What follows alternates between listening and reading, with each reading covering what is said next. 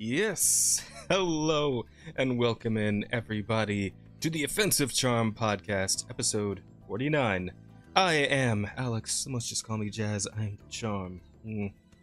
And, of course, I'm joined by my two regular co-hosts, Asta and Rada. How you guys doing? What is up, chat? It's your boy, Skinny Penis. I'll be honest, guys. That was more information than I needed. I'm doing okay. I'll be honest, chat. I don't know which one of them's more offensive at this point. It's a real toss-up, honestly. I'm not depends offensive. on the day. Women suck. What do you mean, you're Brazilian? Yeah, absolutely it's Rada. You know, I'm a feminist. 6 foot. I read. He has literature. 3 figures. They're on his shelf right over there. Exactly. I have 3 figures, 6 foot, blonde hair. Blue eyes. Chat. Okay, I hang bench on. press 500 pounds. You know what I'm saying? Like. Let's leave this Single. to chat for a second. Chat. Which is more offensive, a fucking tentacle monster from the depths of the abyss, or a Brazilian? Which one? That hates women, or a Brazilian? Which one's worse? All right, you know what? Oh shit! You're right. I might have that might be a little bit of competition for me there. What the fuck?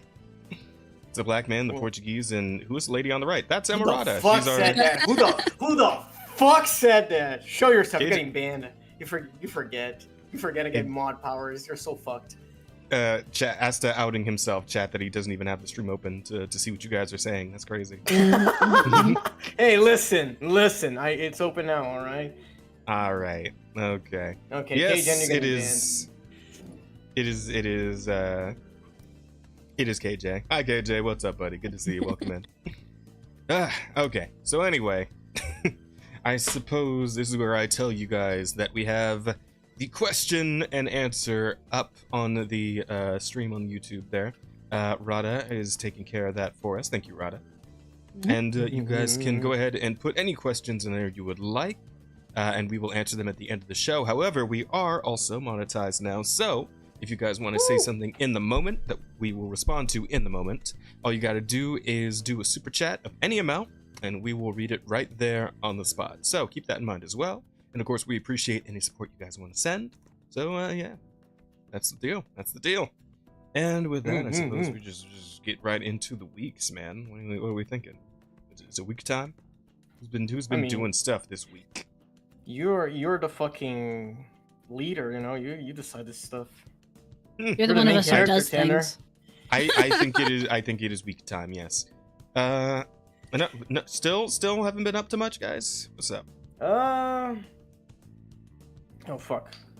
Why does everything went mute? Oh, hello, can you guys hear me? I can hear you. Yeah, we can still hear you. You noticed we have a blank screen? Oh, we do have a blank screen on stream. Oh, because stream. We're not talking about the news yet. I turn it on when we talk about the news. Okay. I had a really short week, so I can start. I got a new wardrobe that I didn't have for like 2 years. I had my clothes in a fucking box. And I watched 100 Girlfriends That Really, Really, Really, Really, Really Love You. Yeah. And how you liking it so far? I watched all the fucking, I think it's 7, 8, between 7 and 9 episodes for the second season right now. And I watched all of it last night. And chat, I'm afraid they cooked. That shit is fire. It's all really right, good. Like it's really good. It's such a contrast, because it's so enjoyable, and like all the fucking characters are just so great. It's a hilarious show. Like I'm laughing out loud at it like constantly. Every episode is just something that can go. I do. I do remember when I was talking about the manga and how like actually genuinely hilarious it was. So I'm glad that's carrying over to the anime. Sometimes you lose something when you go from manga to anime, but it sounds like they're doing it pretty good. And I've been seeing a lot of people make tweets about it, posting clips and all kinds of good stuff. So yeah, it definitely seems like they're doing some good work over there.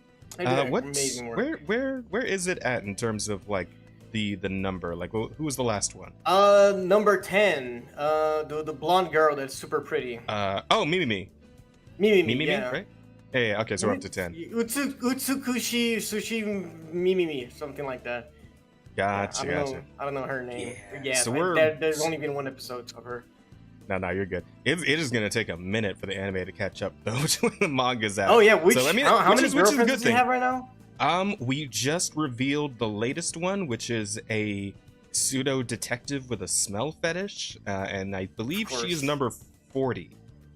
Jesus Christ. 40th girlfriend at this point. You're not even halfway through, dog. It's crazy. Yeah, I mean, here's the thing, bro. Like, cause you're at like, I don't know, we're at novice in terms of how weird it's gonna get in terms of who's gonna become a girlfriend, right? Because you've seen what Hahari, right?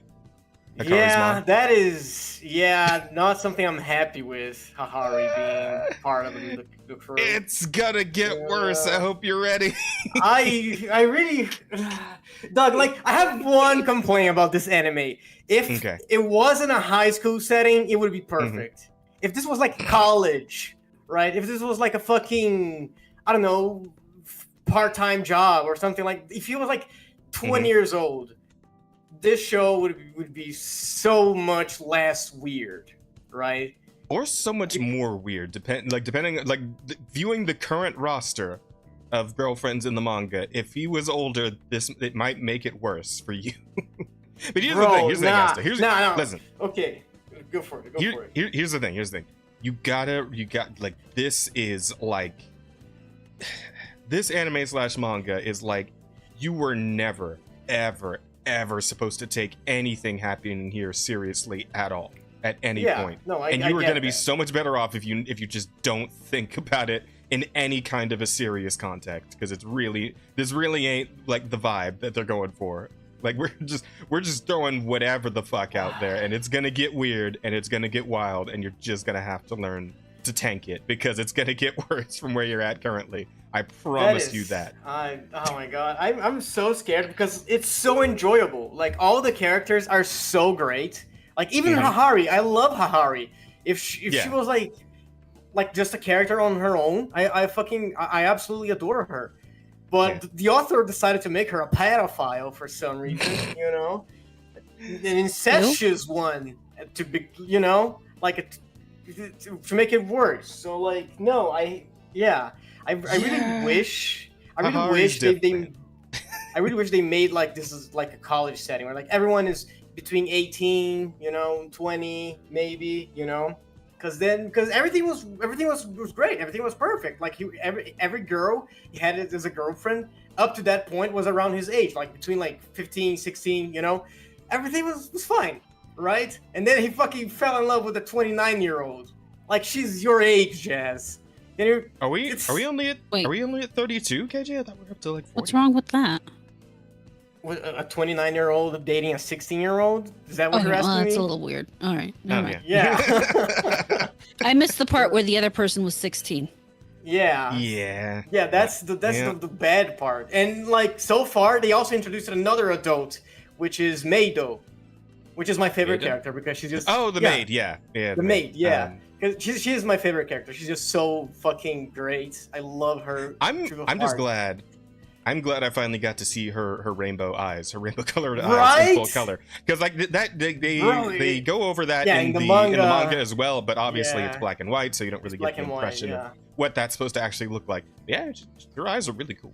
Yeah, it's really cool. It's really pretty. I really like her. I didn't think it would actually be rainbow. I thought like Hahari was like bullshitting, right? Like, she just doesn't remember her eye color. Is like, oh, it's rainbow. Like, just every color in the possible, right? Nope, she's actually got a crazy rainbow eye color. And somehow. It's so fucking cool, and I love Meido because she's just so sweet, and she's I just love that stereotype, like archetype of character, right? Gotcha. Issue. She's 19, dating a 16-year-old, which is less weird, you know. That shit happens. High school, you know. She's just like just fresh out of high school. He's just starting high school. Like, it's weird, but you know, it's believable, right? Like, it's just teenager bullshit, right?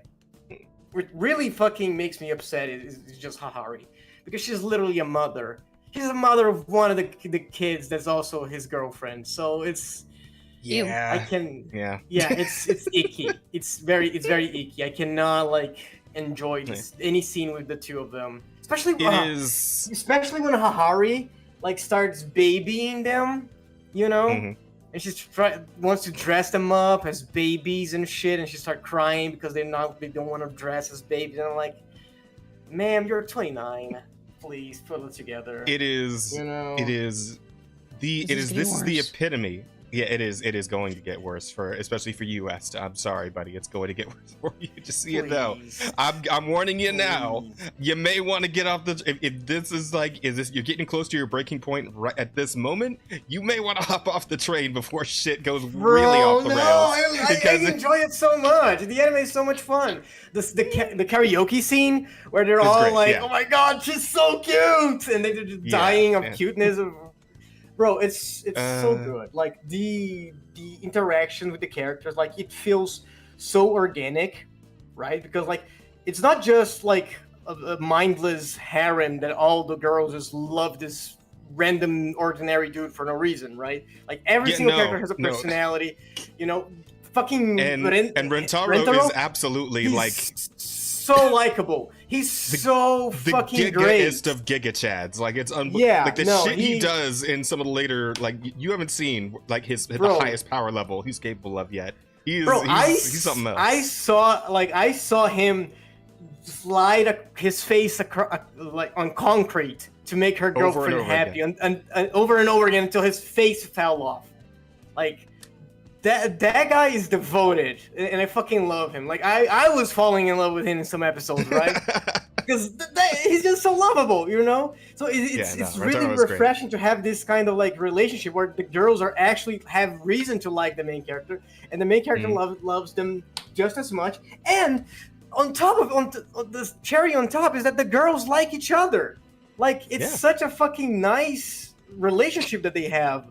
Where the Rentaro family, Yeah, and you have like little details that like I just noticed it like after when I was thinking about the scenes to talk on the show, that like AI and Shizuka like just hanging out. They were just hanging out at some point in the mall, and they ran into Rentaro, right? Like they're all just close together, right? Yeah, the longer it goes on, the more protective of Shizuka AI becomes. Like the two of them get along great. Sisters. Bro, sister wives, so essentially. Bro, technically sister really wives. Love that. Dude, it's just like a very healthy polyamory that they got going on, right? It really is. Like if you think about it, it just is. It's well, yeah, no, that's like that's the whole premise. Yeah, 100 girlfriend. Yeah, but like, I really fucking enjoy it. It is definitely going to get crazier as we go. Also, are you okay, Murata? Yeah, I'm just listening to you guys. Okay, but listen, like again, like I really need to reiterate this.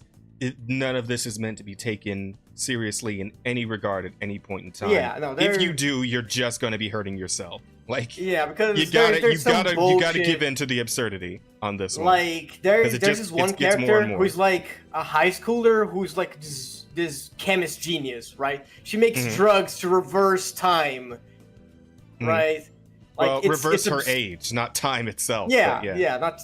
I mean, I don't doubt that she can reverse time. I fully believe that Kusuri could just make a drug that puts you in like a Groundhog Day, you know? This manga has not dipped into time travel yet, but you know what? As crazy as shit does get later on, it's not out of the cards. It could happen eventually. That's what I'm saying. So yeah, it's really fucking like.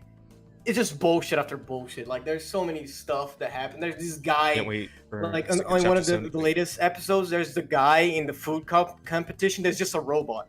Like, this guy's just piloting a mech to eat a lot of food. It's just absurd. And I really love this absurd kind of humor, right? It's really up my alley. Absolutely. Super good. And again... it's really enjoyable. Like I watched it like all 9. I think there are 9 episodes right now. I watched all 9 in one sitting, right? Because it's just. And you finished the whole first season too? Yeah. I finished it. I finished the first season when it finished airing. Like I waited for it to finish. I watched it all, And now I saw the tweets and saw people were like talking about it, and I was like, you know what, I have to see this because people were saying they're cooking, and they did cook, right? Like there's so many good characters, and I was not like believing you when you said that all characters are gonna be interesting. But so far, all characters have been interesting. So far, because they all have some weird, fucked up quirk to them. So they're yeah, like you know what? I feel like it was not fucked up until the baseball girl. Like up until that point, everyone was like kind of normal, you know, with the exception with the chemist girl. Like everyone was like, oh, she eats a lot. She's just real quiet. This one is just like very methodic. Right? Yeah, so you got the M, but you should know the X is coming later. Oh my god, is coming later. Of course the X is coming. I mean, I feel like you just told me there's a girl with a smell fetish. Yep. So I fully believe this guy's just gonna go and like checking a kink list as if it's a grocery list. Right. We go between kinks and then just like weird like character defects. It goes back and forth between these two, like kind of makes a lot of sense. But makes a lot of sense because there are a bunch of like high school archetypes for characters. Yeah, right? It almost does the same shit that Comey was doing, right? Where like every character in Comey wants to communicate is like a weird freako. Strange communication disorder type thing going on. Yeah. But I feel like this one is good, while Kami is just fucking mid. I liked Comey. I mean, I just read through the whole manga, I kind of fell off the anime. I think I liked it better in manga format, but I also like how they play with words with the names, right? They're not like AI and me and shit. Yeah, AI and like the baseball girl was just named Stoic, you know, because she's a very stoic person. They did the same thing in Comey, but they were using more like Japanese puns and not like closer to English ones. So that's like how that happened. So you didn't really catch them as an English or non-Japanese speaking reader, right? Yeah. Maybe you got me there. Yeah, but it's really nice. I'm really enjoying 100 Girlfriends. I know at some point I'm gonna break, but I cannot stop watching. I don't think I feel until I actually break. I don't think I'm gonna stop because it quenches my thirst for love, right? Because there's this thing in anime, this trope with romance anime. What it tends to happen, drag on forever. Either they're just gonna drag on forever, or it's just gonna get real boring, right? Yeah, no, I get what you're saying. You get stuff like, oh, it's fucking 500 episodes. They didn't even hold hands, right? This shit is annoying as fuck. But there's also another side to this, and it ruined one of my favorite romance anime of all time, which is Horimiya, because the first season of Horimiya is just great. Oh, it's you should look into it. Like it's really fun. Maybe I could use more shit to watch. Honestly, the first season is just great. It's just this lovey-dovey story. It's really cute. The characters like they interact so well with each other. But I mean,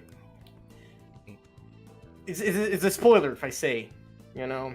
No, I got you. Do you want to hear or do you want to watch it? I'll look it up. We'll see. We'll see. I'll find some time for it. Yeah. But circling back to 100 Girlfriends, you say you're going to your break. I think there's gonna be like one of two is there's two girlfriends that will come up, and one of them I think is gonna be too much for you. I don't know. We'll have to wait and see, but one of those two is probably gonna get you if the Hahari thing bothers you as much as it does. Do you know if they are in this current season? I think one of them should be coming up pretty soon. I don't remember the exact order of girlfriends. I'd have to like look it up or something. I'm sure somebody's made like a fucking chart of like which girlfriend shows up when, and they're like keeping track of who's number what, right? So I'd have to look that up and see. You know what? Fuck it. You keep talking about how you feel about it. I'm gonna look that up and see if I can find like a list. Don't look it up because you're gonna fucking spoil yourself. No, I'm just trying to find the poster for the season. so you can and then see send that which to me? girls are in there. Yeah. Oh, okay. All right. Like That would help, I already know which girls are gonna be there because like I can see them here. He has eyeballs. Yes, I'm gonna use my eyeballs. I'm gonna send. Where should I send this? I'm gonna send in the embedded chat here in this VC. I cannot because it's too big. Oh fuck. Send a link. Yeah, that'll work. Okay.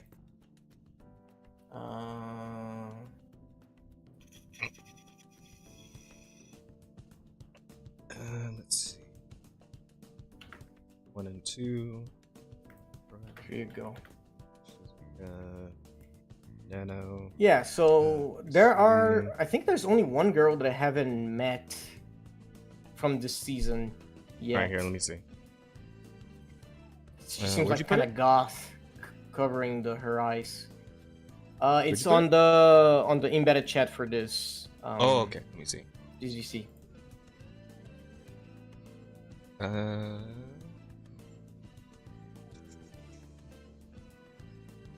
Oh, her. Yeah. Okay, no, you're safe for the remainder of season 2 at the very least. All right. I can finish season 2. All right.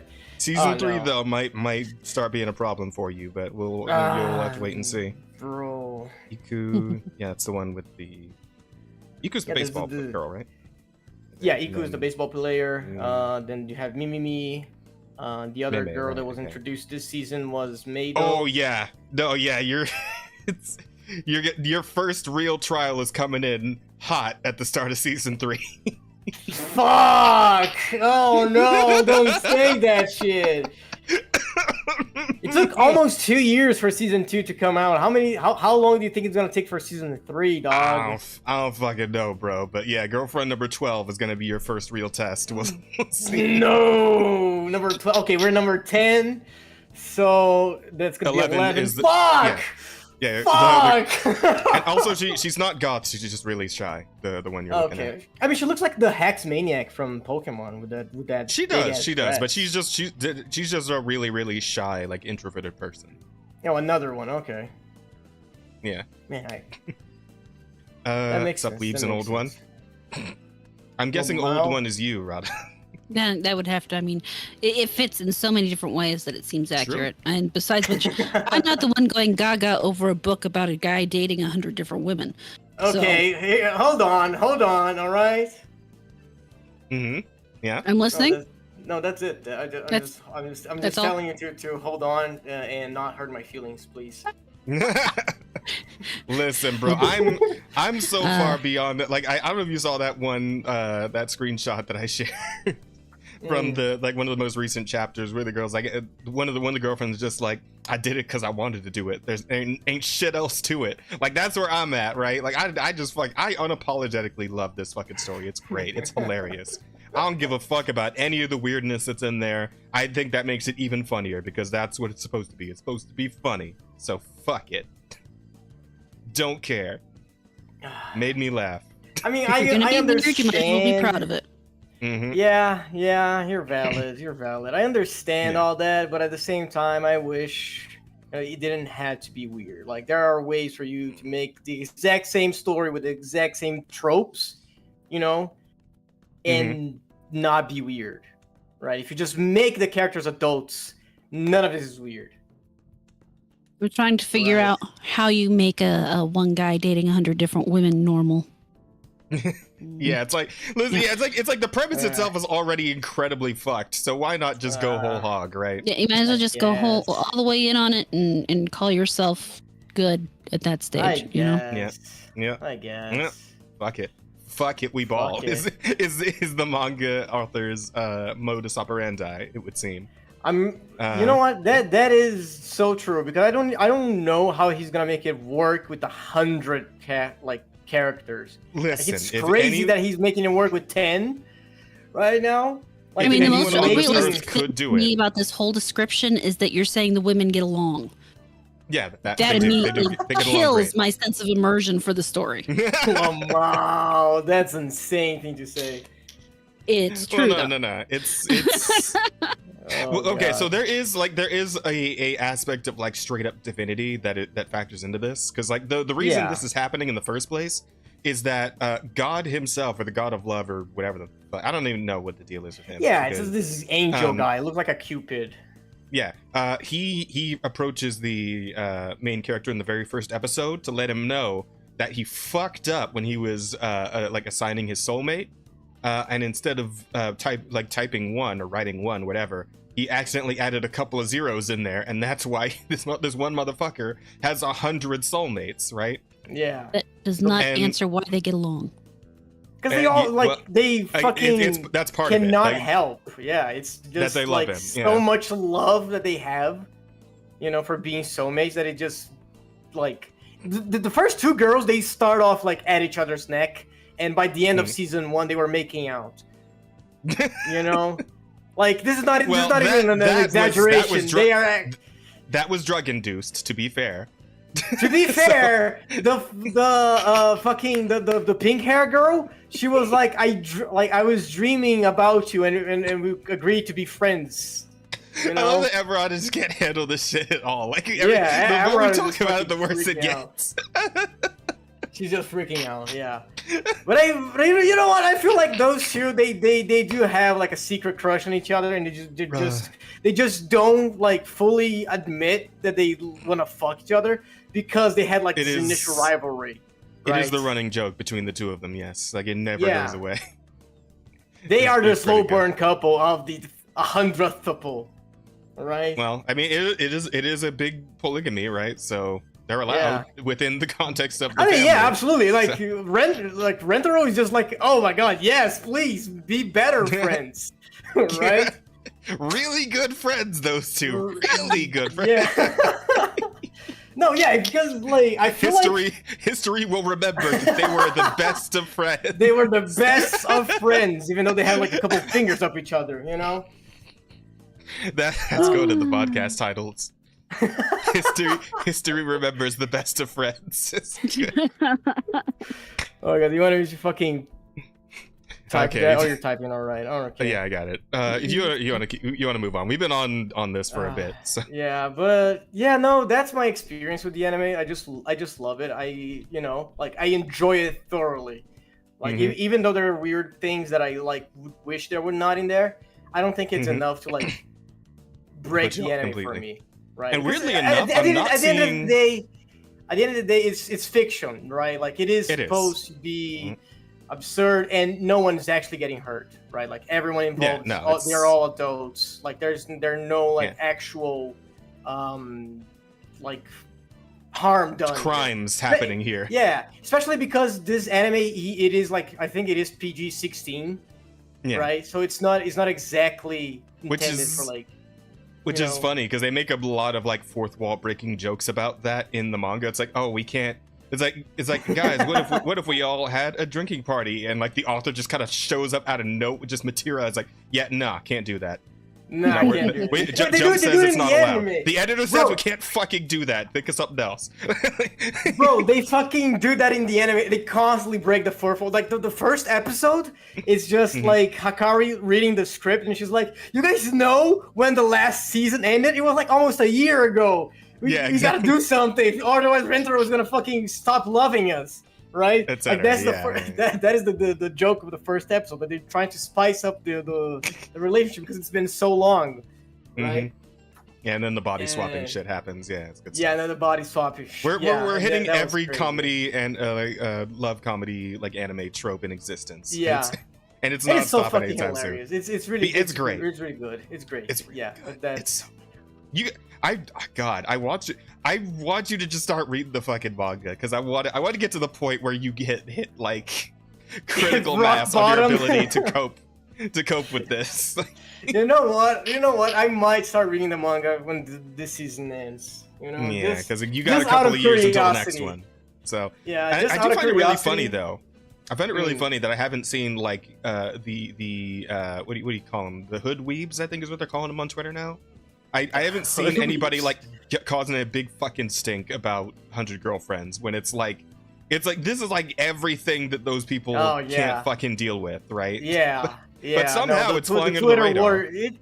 Somehow, especially because I've seen so many people being like, "Chat, this anime is cooking," and there's a screenshot of Hahari's ass, and yes, based, Yeah, etc. You know, Mhm. I kind of want to draw Hahari making out with Meido, right? Well, Because no one can stop you. no one can stop me. I have the power of art, you know. Just because you should, or just because you can, doesn't mean you should. Just say. You cannot stop me, Rada. I will draw the Yuri. All right. Yeah, it's like Rada. You remember you're talking to like a literal Satan right now, right? You see the horns on his head, do you not? I'm aware. I'm just reminding. Just because you can doesn't mean you should. I mean, just because I shouldn't doesn't mean I won't. All right. Hard counter. There you go. Okay, let's move on. We got other. Yeah, next thing. That's my week. Rada. Oh, that's Did you say good weebs or hood weebs? Hood weebs. Is What are call those? So this is the name that they've come up with for the weebs that are like complaining about like the all the tropes that anime has, like the panty shots and the fucking fan service and all that sort of shit, right? This is the name given to the ones that are like bitching about that sort of thing, even though that's kind of just what anime is, right? Yeah, So, I mean, yeah. I'm aware of that. I'm trying to.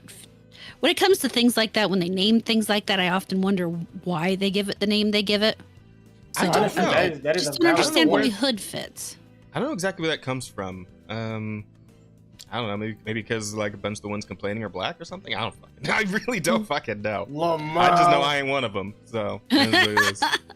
These are also the kinds that like are saying shit like, "Oh, you guys are just being dramatic. Anime was always popular, and there were nobody ever got bullied over anime." It's like, you motherfuckers, God. you motherfuckers. Like That that actually gets me the tiniest bit upset, right? It's like, no, you don't know because you're fucking like the teen is still somewhere in your age, right? That's why you don't know.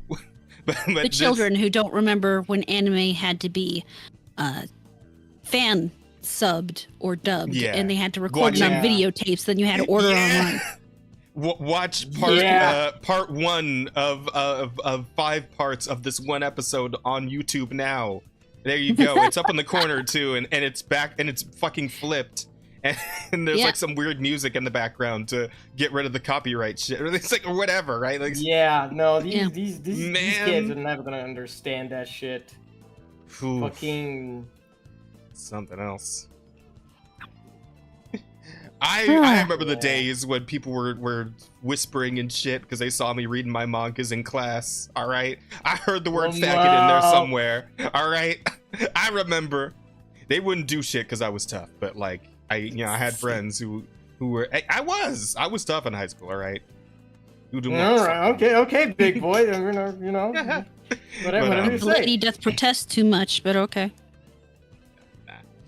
I was a chill nerd, all right? Like I did read manga in class, but like I didn't let my power level go any higher than that typically. So I got off pretty all right. All right. But I had some friends, man. I had some friends that were like all in, like all the way in.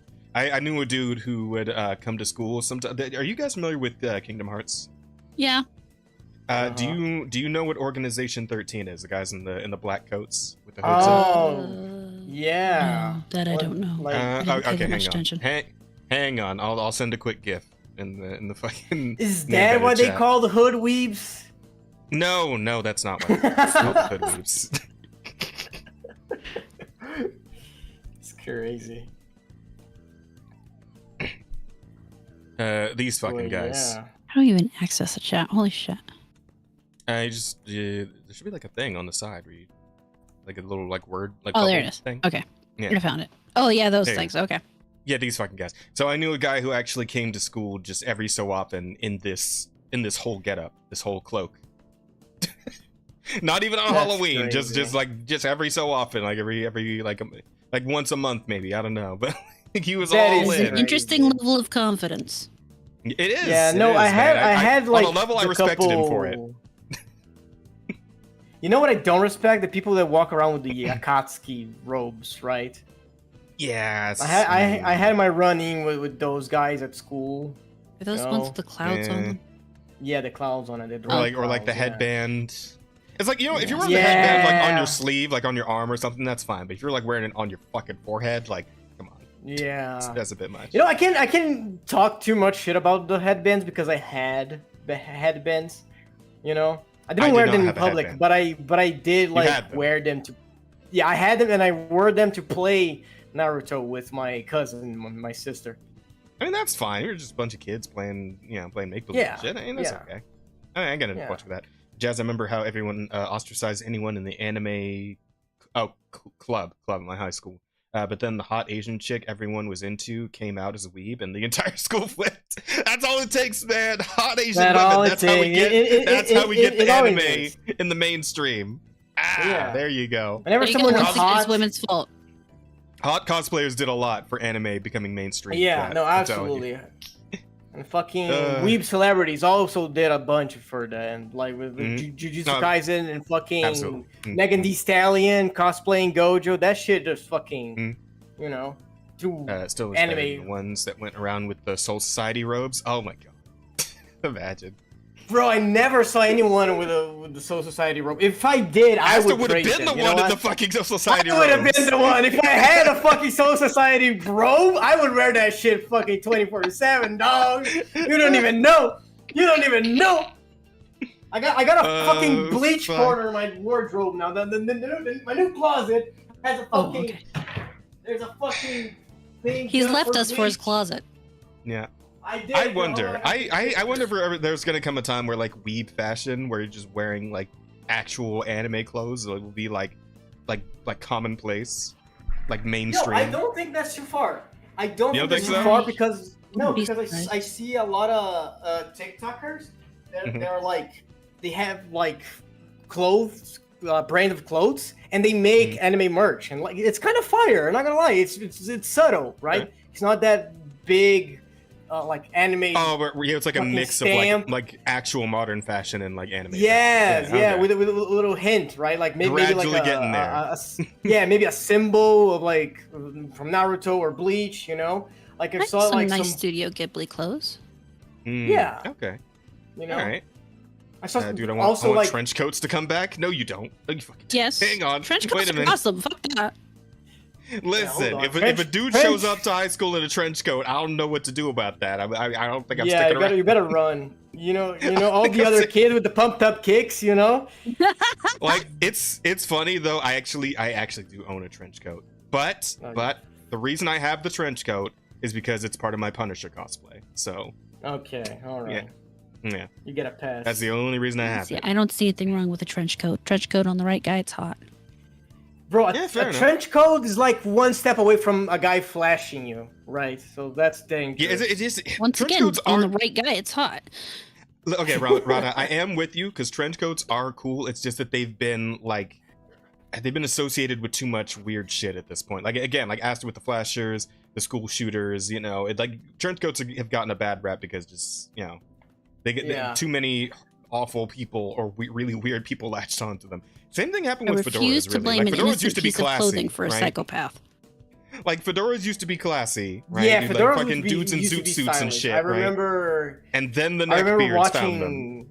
Right? Yeah, I remember watching like mafia movies and stuff, and seeing like the guys with the fedoras, like in the old movies, like that shit was fire. Like it's like, oh, this guy's stuff, and then the fucking Redditor found out how to fucking tip his head for milady, Reddit atheists killed the fedora, man. There's nothing wrong with fedora as long as you don't have a neckbeard. That's a good title. If you wear a fedora with a suit, right? If you actually if you're not just wearing it with a fucking like anime T-shirt and some jeans, then that can still nicely fitted suit is one of the hottest things in the world. Not even gonna lie. Absolutely. Listen, this should be the Roaring 20s, right? This should be the new Roaring 20s that we're in. We did not bring. People were talking about it too when we first hit like 2020s. Like, hey, is it time to bring the Roaring 20s back with the zoot suits and the suspenders and all that shit? And it's like, no, apparently not. And the music not, and the Art Deco, hell yes. Swing music, love it. Fuck. Anyway, we're getting so topic. What were we even talking about? We're still in our weeks. Yeah, we are. That was the end of mine. Yeah, so. Okay. Rada was about to start hers. Yeah. Well, one of the puppies has found their home.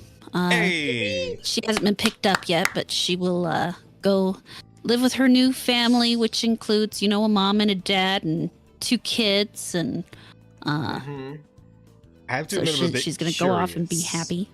Huh? I'm a bit curious. What was the going price? $2,000. 2,000. Goddamn. Oof, Yeah. Rolling in it. Yeah. Yeah. If I was to let me price her per pound. Hold on. Man, if I had a bigger price, if I had a bigger place, I might have to get into fucking puppy farming. Please don't. Yeah, Please don't. I'm great with dogs. $100 per pound. No, So. yeah, but like, don't start like breeding dogs to sell them. That's not very, I mean, ethical, but right? Oh, I mean, it can be. like, It depends on a lot of things. There's a time yeah, and a it's like, place. I'm not gonna mistreat them or anything. I'm just. I don't know, man. If you have a dog and it has a puppy, yeah, sure, absolutely, like that makes sense. But if you have like a warehouse with a bunch of dogs fucking and you sell them, that's kind of. Listen, that is a thing. That is a thing. That's what I'm saying. Listen, I'm not talking about that level. Like Rada had 2 dogs who fucked, and they had like 4 puppies. All right, that's enough for me. Yeah, that's fine. happens. All right? I ain't planning on starting a whole fucking like underground. I don't know, man. Puppy, the way you said it, like the way you said it after all I said is like maybe I gotta start selling puppies. Yeah, exactly. That's sus, dude. Like that sounds like you're about to like buy a warehouse and fucking breed dogs. You know? What money? With what money, Asta? Am I gonna buy a fucking warehouse? Fuck, fine, in California, like, you're bro. Like you're the one saying that shit. Get the fuck out of here, man. In California, what the fuck? You expect him to buy a warehouse? I don't know. Fucking rent one. I don't fucking know. I'm not a fucking dog breeder. Okay, I don't know how this shit works. Well, you see, a female dog goes into heat, and then the male dog smells it, and eventually he mounts her, and when his penis goes in, it forms this knot on the end, and it shoves it in. Then you have to wait for them to gradually break apart. The female, and you know what, Rada? She's all in there. She's been taking notes. She's been taking notes on this. Rada, you should start occasionally. You should start, like. But I mean, she's right there with the notebook while the act is in motion. Actually, yes, I am there recording the day and the time it occurred. That way, I can approximate back about when the puppies are going to be born. Okay, all right. Well, that part's fair. Crazy. All right. So, I'm not doing it because, honestly, watching 2 dogs screw each other is probably one of the more uncomfortable things you have to deal with when you're breeding dogs. Do you actually have to watch? Like, you just not just leave the room and let them sort it out? Yeah, like depends on the female.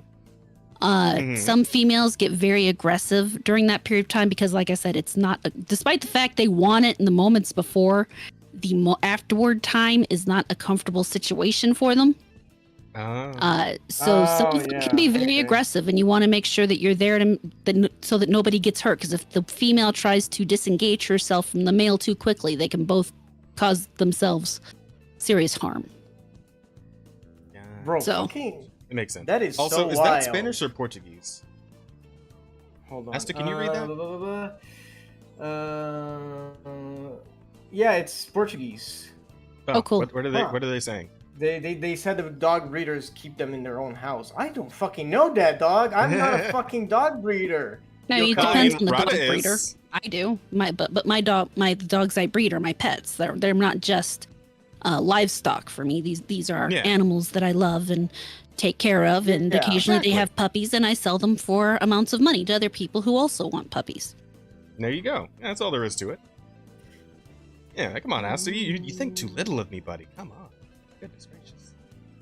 I don't know, man. Like, I don't know anything anymore, right? I thought you at least knew I wouldn't be cruel to animals. Fuck, dude. Damn.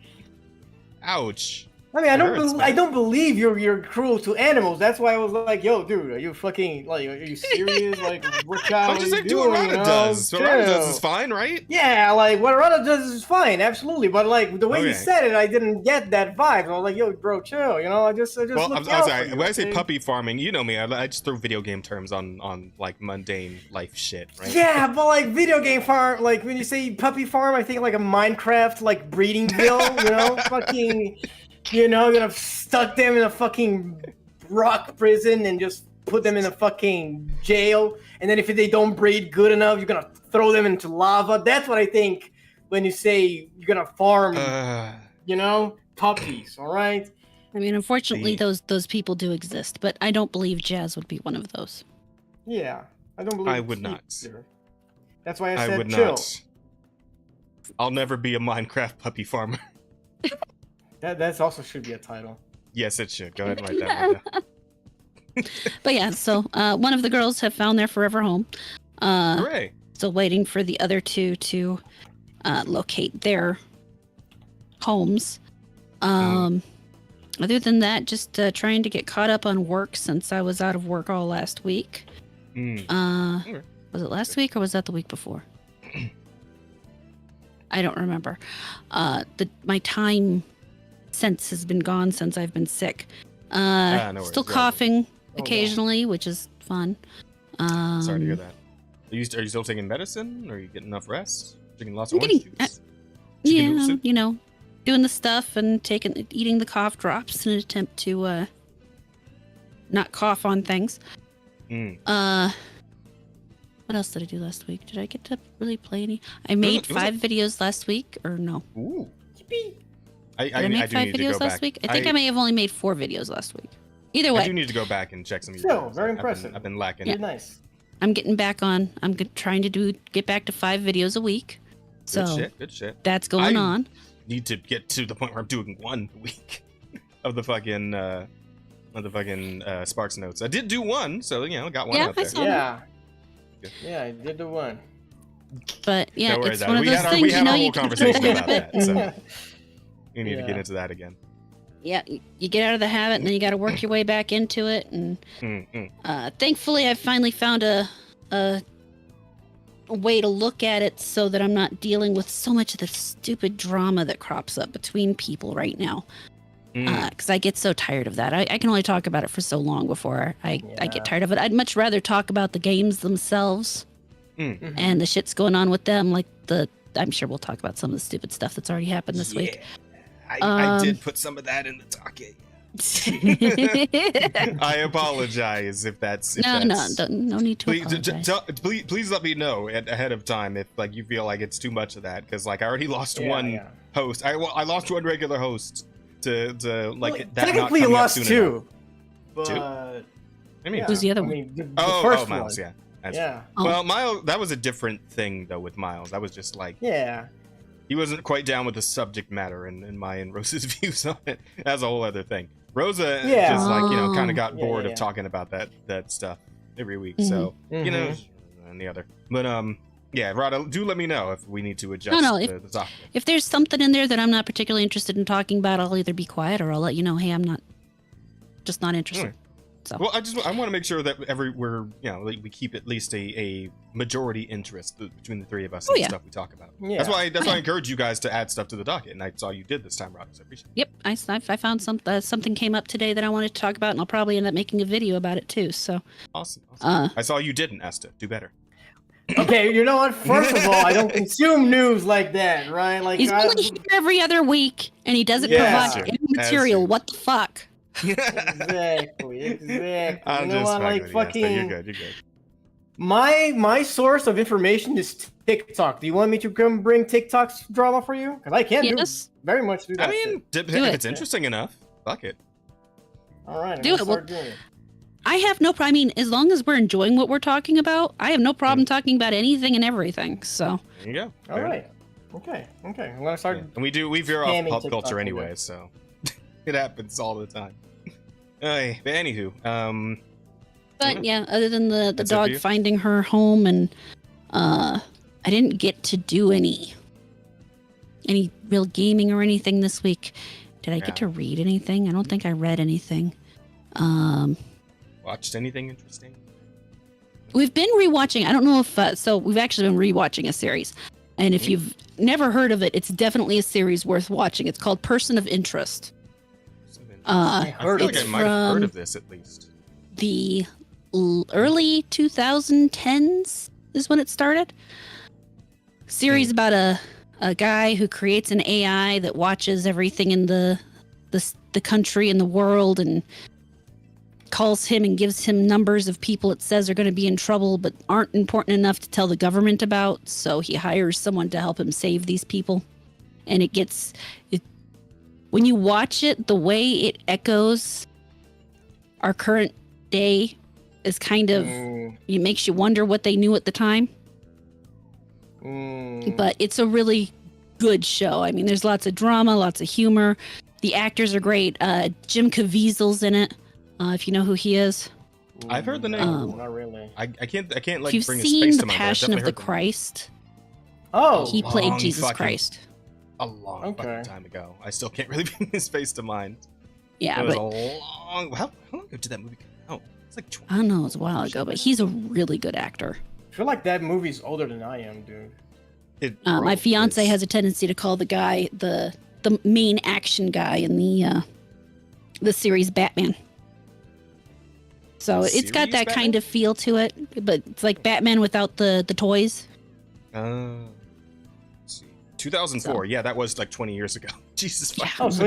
Yeah, it's not older. Literally, Jesus fucking Christ. Oh, no, it was a long time ago. So, but I definitely, if you get a chance, recommend watching it. Yeah.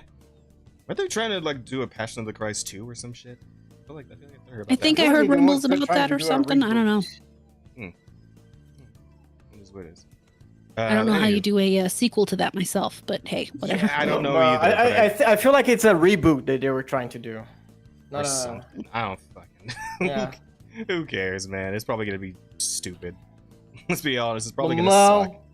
So yeah, it is what it is. But person of interest, I might have to look into. I feel like I don't really watch like live action shows anymore very much. It's one of the older shows, so it doesn't have a lot of that cheesy feel. A lot of things today have. I mean, it's really just indicative of an entirely different period of time back in entertainment, where it seemed like people actually cared about what they were putting out. Writers that knew how to write, actors that knew how to act, etc. Well, and you're talking about seasons that instead of being 8 to 12 episodes, we're talking 24 26 episodes in each season. So you get a lot of story.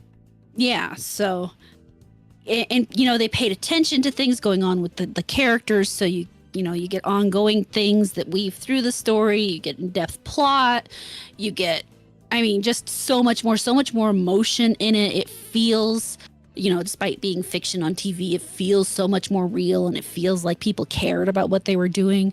By today's standards, a lot of people would look at it and go, oh, that's DEI. But no, the people who are in it for a reason, in the places they're in it, and they make sense, and they're well acted and everything. So, yeah. I mean, we've talked about the gun jumping, where like somebody will see that something has like a black person in it or a crippled person in it, and they'll immediately call it DEI, and it's like, no, that's not what fucking DEI is. Right. Those people, those actors, like if they're in there and it makes sense, and it's not like being shoved down your fucking throat, and like they're not just they're saying, making a good job, which is the most important thing.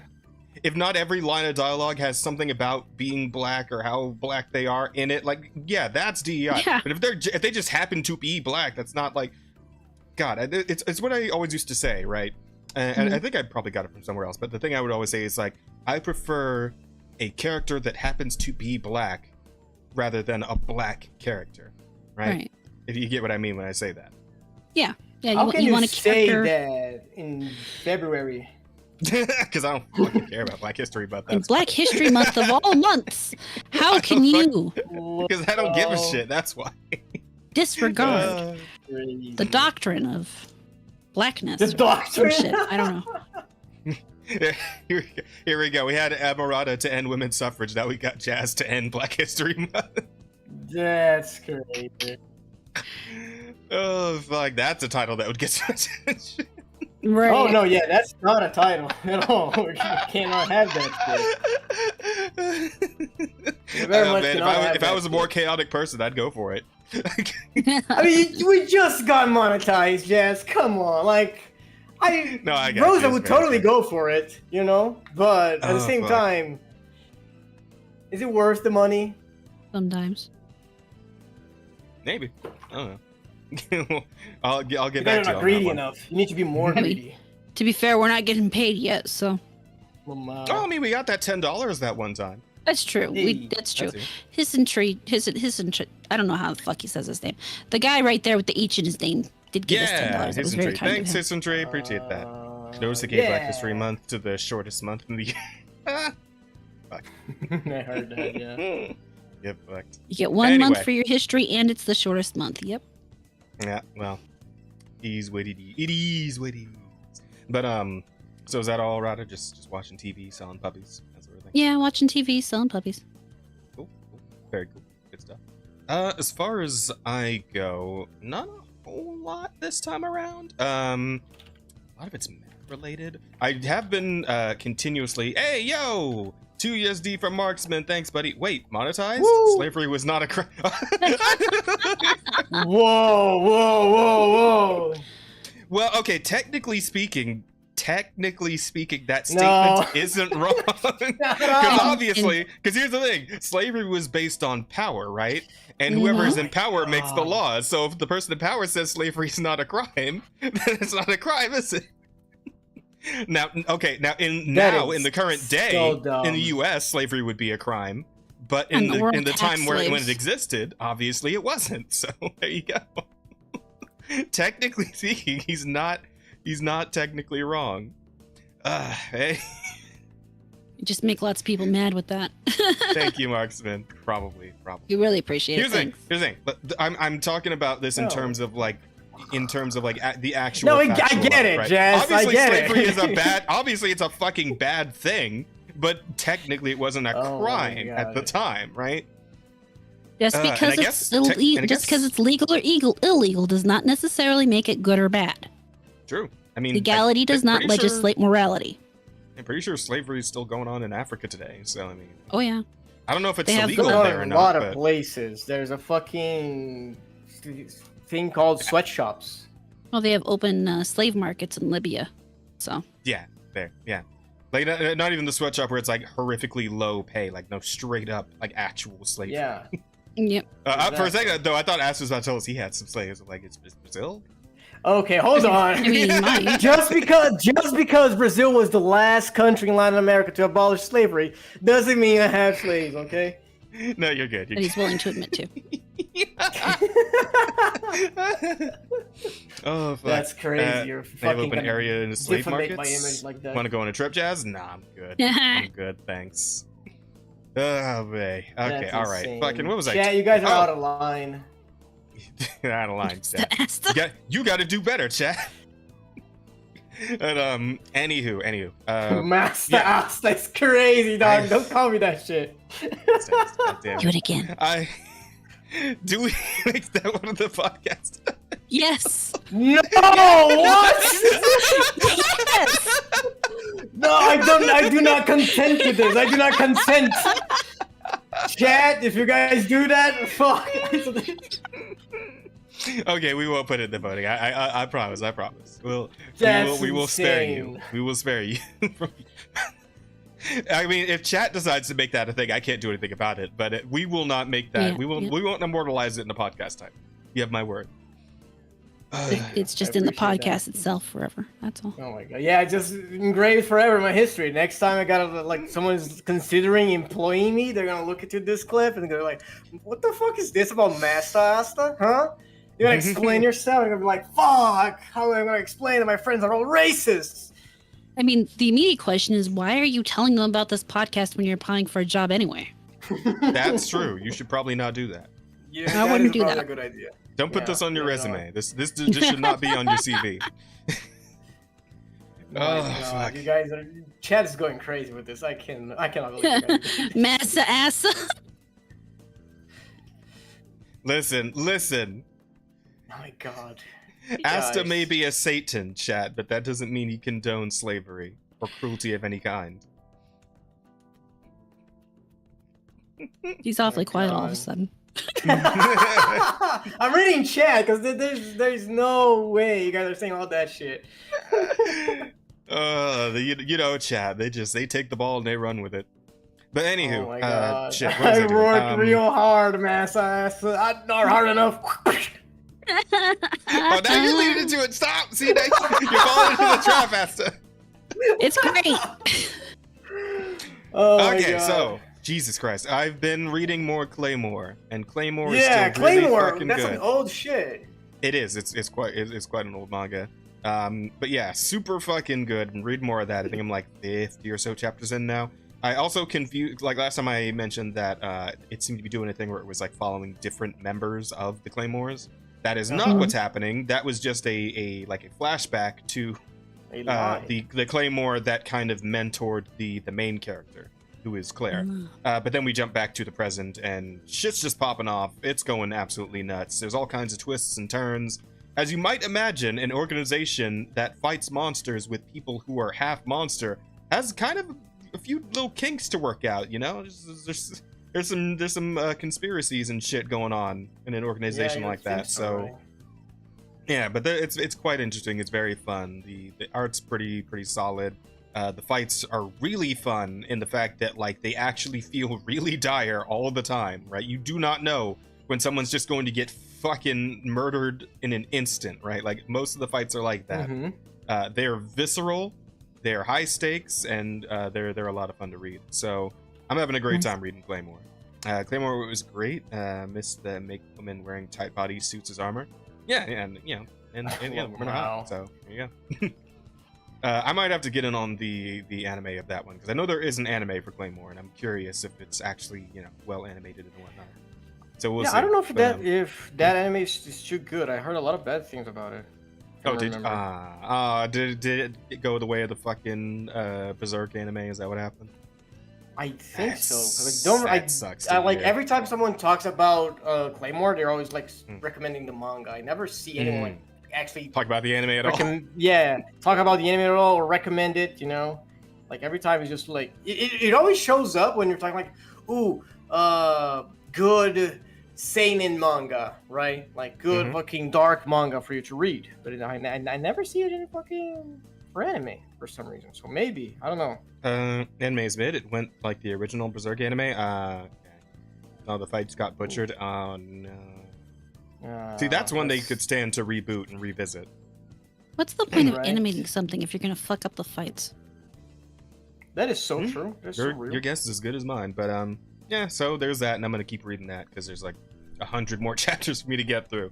But it's great, and I'm very much enjoying it, and I recommend it to everyone to read. So do that. I also jumped back into Mecha Break because they put out they call it a demo on Steam, but it feels more like an open beta kind of thing. They did not carry over the progress that I made in the first closed beta. I think it was closed.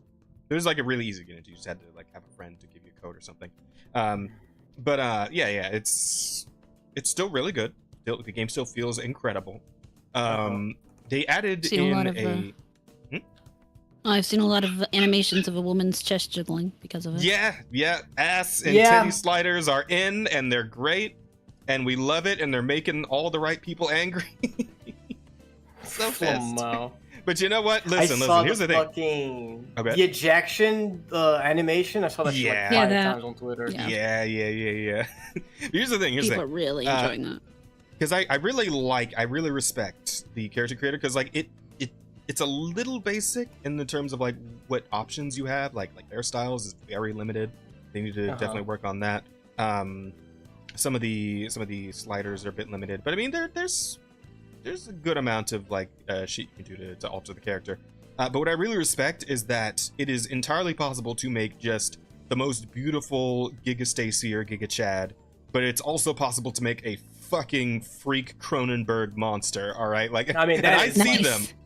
I've seen them in game where I've been murdered because the shitty thing this game does is that when you die, you get to see a little cam of the pilot that killed you, and they're usually making some kind of funny gesture, they're doing a peace sign or a big thumbs down or some shit. And I've seen ones that look like fucking aliens with weird green hair, and they're literally fucking Dorito shaped, they got a weird triangle body and shit. You can get goofy with the character creator in this game, and that's all I've ever wanted from a character creator, right? Is to have the full range of make freak beast monsters, but you can also make super hot fucking. Let me make whatever I want, whether it's pretty, ugly, whatever. Just let me have the choice. Exactly. Yeah, if it is a character creation, you should have full liberty to do that shit.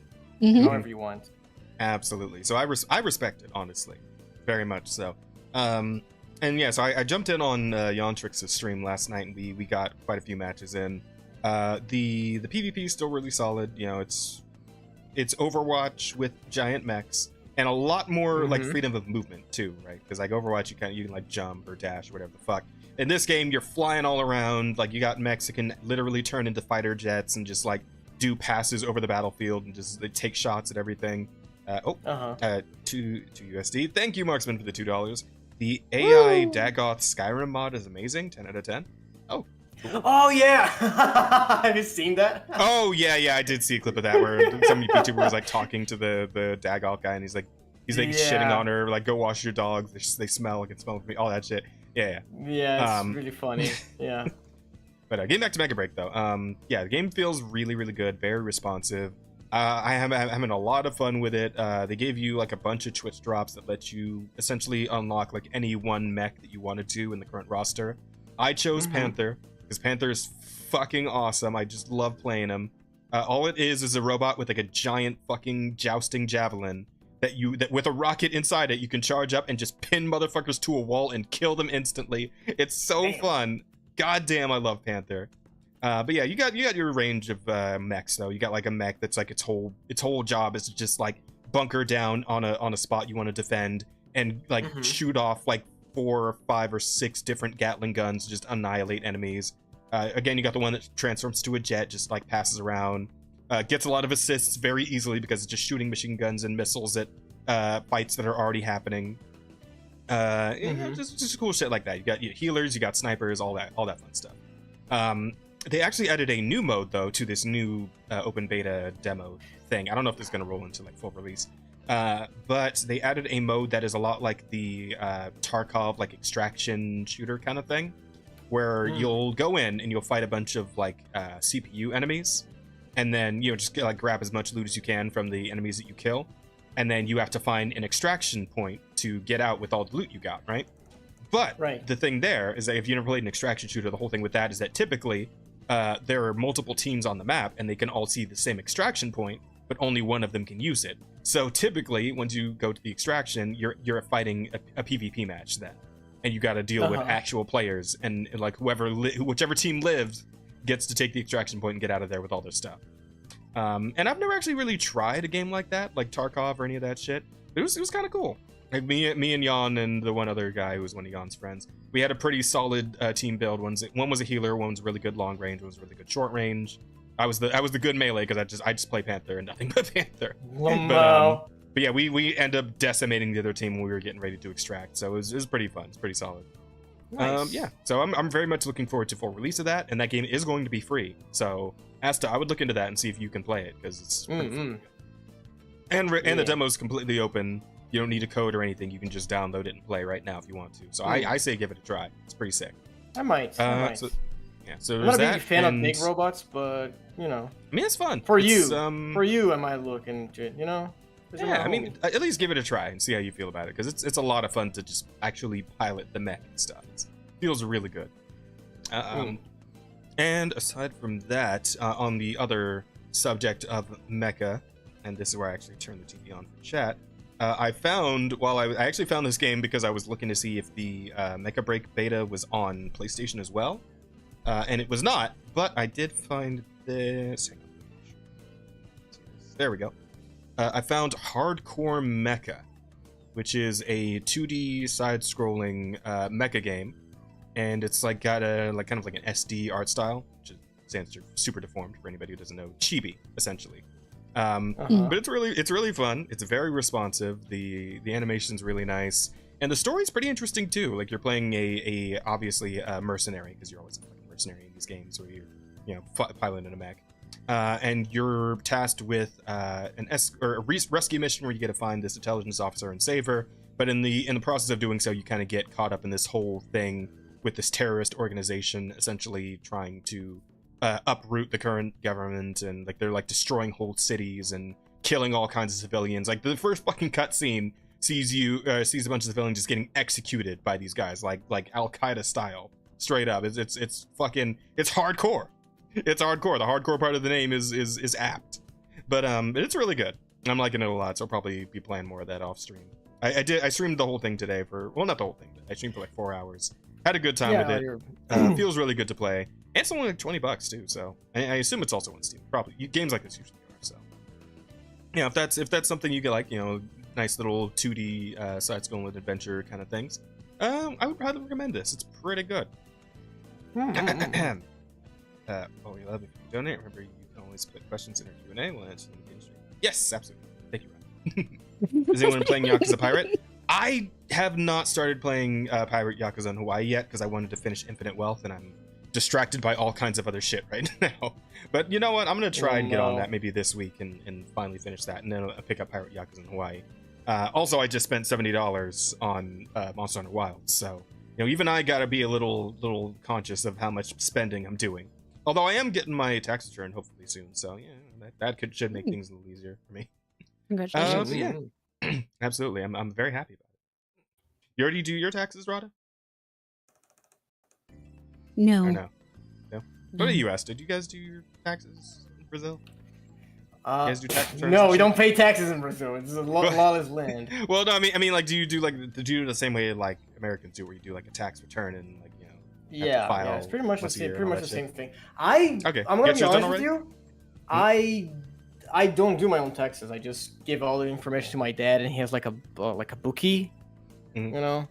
An accountant. Well, I mean, say yeah, like an accountant. my yeah, aunts... and then he does everything. So like, I have no idea like how to do anything or how anything works. I just like give him like, oh, here's all the things from the stuff that I have, and he's like, bet, and then I never hear from him until next year. So no, I got you. I mean, I do the same thing because I get in touch with my aunt who like knows how to do all that booking and stuff. And you know, I just pay her like $30, and she's like, yeah, I'll help you out. And it's like, oh, okay, well, awesome, thank you. And then she helps me out. And that's how I've been going about it for the last few years, pretty much. I used to do TurboTax. Is the accountant, so I get to basically do my taxes with her supervision. Nice. There you go. Are you actually just learning how to do it? That's a good thing. I mean, I generally file my own taxes, yeah, just because if I have a question, I go and bug her. Nice. Cool. All right, but yeah, that's pretty much it for me. That's my week. I haven't gotten into a whole lot. I'll have so much shit to say next week though, because next week will be the week after fucking Monster Hunter Wilds comes out, and I'm just gonna be like, that'll be a straight hour of me just yapping. So look forward to next week, everybody. Talking about how he went and fought things and blah blah blah. Turn them into cool armor and weapons and hats. Is that full full crossplay? Yes, that'll be full crossplay. So whatever platform it's on, you just play with anybody else on any other platform, as long as you have their Hunter ID, which is like a thing you can sort of in game. When Sheep gets it, you guys should see if you guys can get together and play, because I know he's gonna want to. Yeah, so I'm gonna jump in on Friday, and we already have a full team for that. That's gonna be me, Rosa, Peto, and Yontrix subbing in, because unfortunately Asta can't play with us because his rig can't. I'm poor. I'm Brazilian. I'm so sad. We'll get one day, Asta. One day. Chad, if you want to give me money so I can buy a decent GPU and the game, you know, there you go. You know, I'll drop porn for you. There you go. Yeah. I thought you wanted them to give you money. Well, what do you think artists on Twitter do mostly? Yeah, to earn that money. People love porn. Drawing lewds. Or lewds. You know, it doesn't have to be like straight up, like, you know. Yeah, it doesn't. Usually it's lewd. Yeah, you know. But those are the big earners typically. Yeah. Especially if they draw furry stuff, man. That explains why it's hard for me to find an artist. Those fucking rich furries, man. Yeah. The furries own the world, all right? Like, if you want something that pisses me off, it is how fucking good most furry artists are at anatomy, and they waste it on fucking furry art. Well, to you it's a waste. To them it's exactly what they want to do. Yeah, don't say it's a waste. You heard me. Like, it's what they like to do, dog. I am not taking that back. I mean, fair. To each their own. To each their own. It is what it is. I mean, as long as you're not like making whole twitlongers about it, you know, just harassing them on Twitter. Yeah, you're allowed to have your own opinion as long as you're not harassing them. It's just my opinion, you know. If you guys, if my opinion stops you from doing something, you've done something wrong. because my opinion should not be so overwhelming that unless I have a really good reason behind it, you stop doing whatever the fuck you're doing. If you ever stop doing whatever the fuck you're doing and I haven't given you an extreme breakdown of why my opinion is the way it is and convinced you that that's the actual reason to do it, you need to get some fucking balls and move on with your life. There you go. Yeah, I agree. Just saying. I feel like Arata is the offensive one. She might be. She might be. Again, still working on that plan to end women's suffrage. So we're getting there. We're getting there. It's dedication that sharpens their skills, or would this be claws in this game?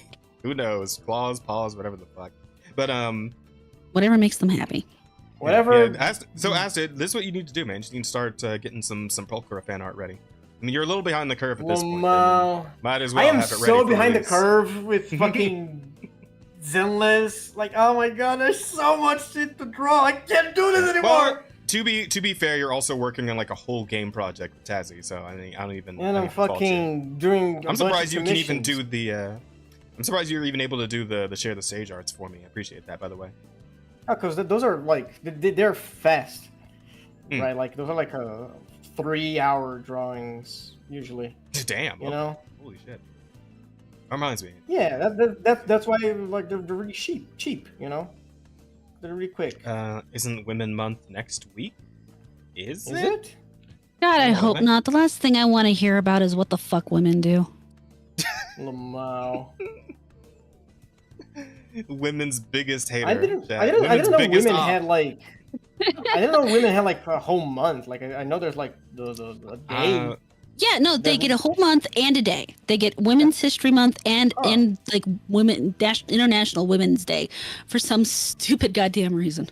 Something. I don't know. I'm just done with all the months and the days that aren't like Christmas and New Year's and Halloween. Right? Unless I get a special meal on it, or a present. Or the day off from work.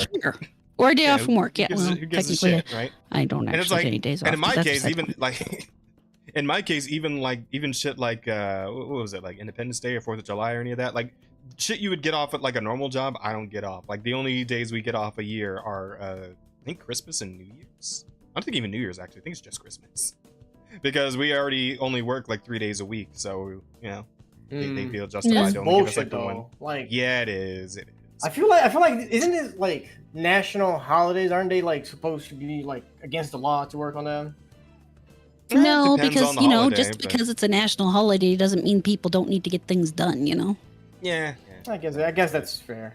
Plus, it's not really an issue for me for the most part, because like the big holidays that I would normally get off, like Thanksgiving, for example, like I don't work Thursdays anyway. So and Thanksgiving's always on a Thursday, so it's not even a big deal for me. Yeah. Yeah. But you never get Easter off.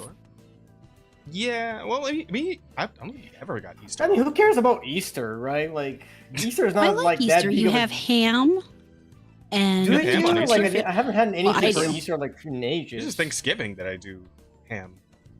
No, we do turkey Thanksgiving. Turkey you do turkey Thanksgiving, and you do prime rib Christmas Day, and then you do ham on New Year's, and then you do ham again on Easter. Fair enough. Oh, well, that's what I do. I know other people don't do the same thing, but I got you. It's all good. So anyway, I suppose we could take this opportunity to finally get into the news, eh? Yeah. Shall we? I guess. Oh man, you guys are throwing things. I mean, if we have to, you know, like you really gotta. All right, so we could start with this one. This was kind of interesting. Ex-Amazon gaming VP said they failed to compete with Steam despite spending loads of time and money. We are at least 250 times bigger. We tried everything, but ultimately Goliath lost. Yeah, which that's is hilarious. Fucking hilarious to think about. Hang on, they've got like the whole thing here. We got like the whole statement. Let me see. Yeah, here we go. And then Ethan Evans. That's a name. As he almost had like the same name twice, man. It's like it's real close. As VP of Prime Gaming at Amazon, we failed multiple times to disrupt the gaming platform Steam. We were at least 250 times bigger, and we tried everything, but ultimately Goliath lost. Here's why. The 15-plus year-long attempt to challenge Steam started before I was VP of Prime Gaming, but we never cracked the code, not under my leadership or anyone else's. The first way we tried to enter the online game store market was through acquisition. We acquired Reflexive Entertainment, small PC game store, and tried to scale it. It went nowhere. Yeah, I hadn't even heard of that shit. What the fuck is Reflexive Entertainment? Yeah, right. You know what? Actually, I feel like I may have heard that name like once, like a long time ago. I don't know. I then never after heard buying any of those words. Yeah, I feel like I've definitely heard that name maybe once before, actually. Then after buying Twitch, we created our own PC game store. Our assumption was that gamers would naturally buy from us because they were already using Twitch. Wrong. Nope. Nope. Finally, we built Luna, a game streaming service that let people play without a high-end PC. Around the same time, Google tried the same thing with their product Stadia. Neither gained significant traction because streaming with that shit sucked. It fucking sucked. The latency on that shit was ridiculous. Yeah, it was bad. It was bad. Let's see. The whole time, Steam dominated despite being a relatively small company compared to Amazon and Google. The mistake was that we underestimated what made consumers use Steam. It was a store, a social network, a library, and a trophy case all in one, and it worked well. Damn right. Damn right. Mm-hmm. Good old Steam. Put some respect on the name. At Amazon, we assumed that size and visibility would be enough to attract customers, but we underestimated the power of existing user habits. We never validated our core assumptions before investing heavily in solutions. The truth is that games already had the solution to their problem. Oh, gamers, I'm guessing. They already had the solution to their problems, and they weren't going to switch platforms just because a new one was available. We needed to build something dramatically better, but we failed to do so, and we needed to validate our assumption about our customers before starting to build. We never really did that either. Just because you were big enough to build something doesn't mean people will use it. And it's like, here's the thing, right? It's like Steam is in a unique position where, like, with everything they've done and how they operate, how the fuck do you beat Steam while still turning a profit? How the fuck does Steam turn a profit, right? Like, no, they get the way like the 30% of every up, game or something. Or something, but it's like the way the sales work, right? Like 80% off, 90% off, all kinds of crazy shit like that. Like, you'd have to be giving away games for free to fucking compete with Steam, pretty much.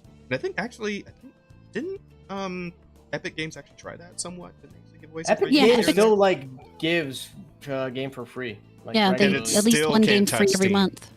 And it still can't touch Steam, which is I mean, wild. There's two ends of this that they're missing, though. I mean, for one, obviously they didn't consult gamers at all to see what gamers might want that Steam doesn't have, or even just what Steam does well that attracts people. And then for the second half that they neglected is what makes devs sell their games on Steam. Because there's a lot of things devs get out of selling their games on Steam. Steam actually has an algorithm behind it that most devs claim that if you have a game that has an audience, their algorithm will get you in front of that audience.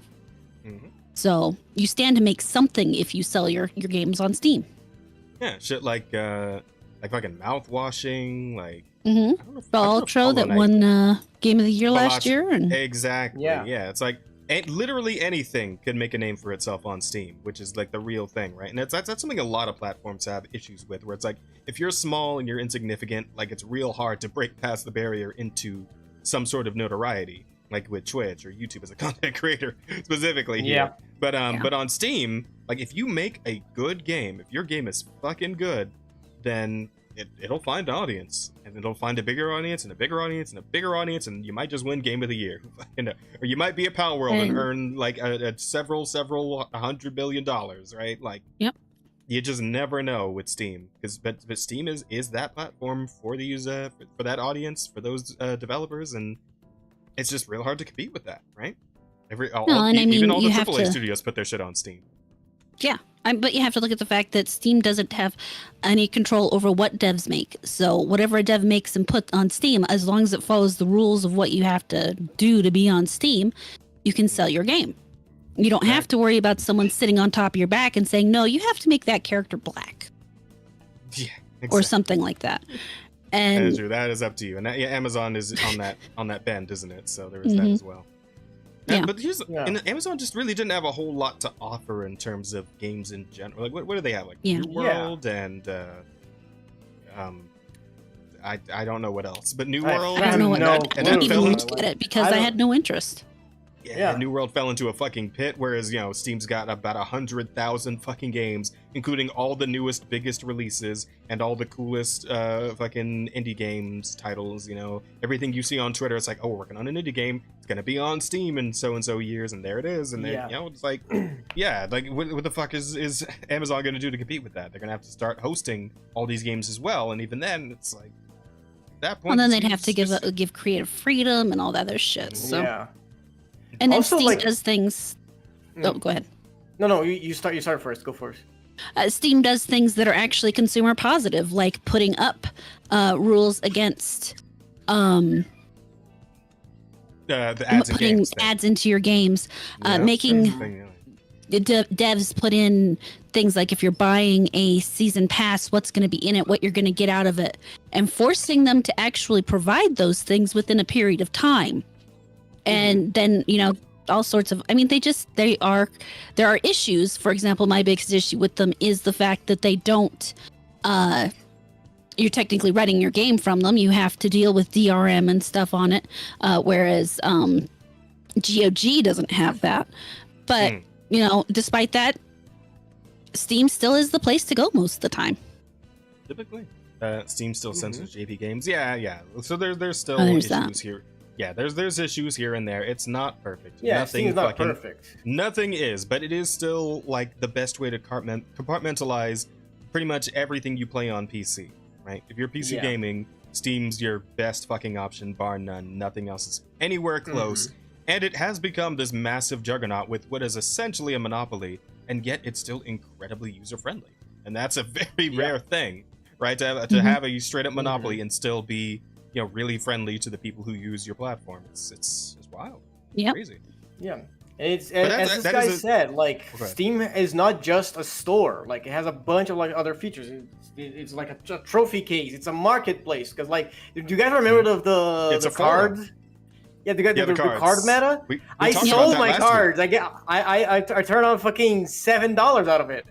Wow. Nice. There you go. Yeah, you can buy a game for that on a Steam sale. Yeah, I can already buy a game out of it, right? So just by playing games, Steam has so many features that just not only incentivize people to sell in there, but also play through Steam. Right? Yeah, it easily connects you with your friends when you want to play the same game. Yeah. It makes so much in a gamer's life easier, at least in the PC realm, that in order to compete with them, you're going to have to find a problem people have that they don't even know they have. Yeah. I couldn't even begin to think of what you could possibly reasonably do at this point to actually overcome Steam. It's just cemented itself that hard. There's no uprooting it. It's really tough. Even if you have to give games for free, give devs total liberty creational liberty, huh? Total freedom to create. Yeah. Right. Creative liberty. There you go. Yeah, creative liberty. Yes, there you go. Like Yokai said, Steam censors JP games. You have to give complete autonomy to a game to compete with something. Steam, right? Which is something Amazon would never fucking do. Do. They're not hosting a fucking Neptunia game. Get the fuck out of here. Never not doing that. Yeah, and even if they did, all that is impossible to return a profit out of it. Because what are you even doing? Yeah. Right. You're just spending money to have people use your store. And at this point, Steam has been building itself up for decades, right? So it's already done all the fine tuning and everything it needs to do to make sure it can still turn a profit on the daily, on the monthly, and still give a really great experience to everyone who shops there. Now, there's also a lot to do with the fact that they tend to keep their team concise, right? They don't overbloat their staff. They don't bother with all the DEI bullshit. They get people who know what they're doing in there, and that's all they get in there. It's just the people who actually know what they're doing. So they're not suffering losses on having too many employees or any of that shit. They just have it all worked out. It's good, solid. Steam is hosting platform, not a publisher. Yeah, true. Yes. Yeah, but still. Although, because they do have Steam sayings on what you put in there.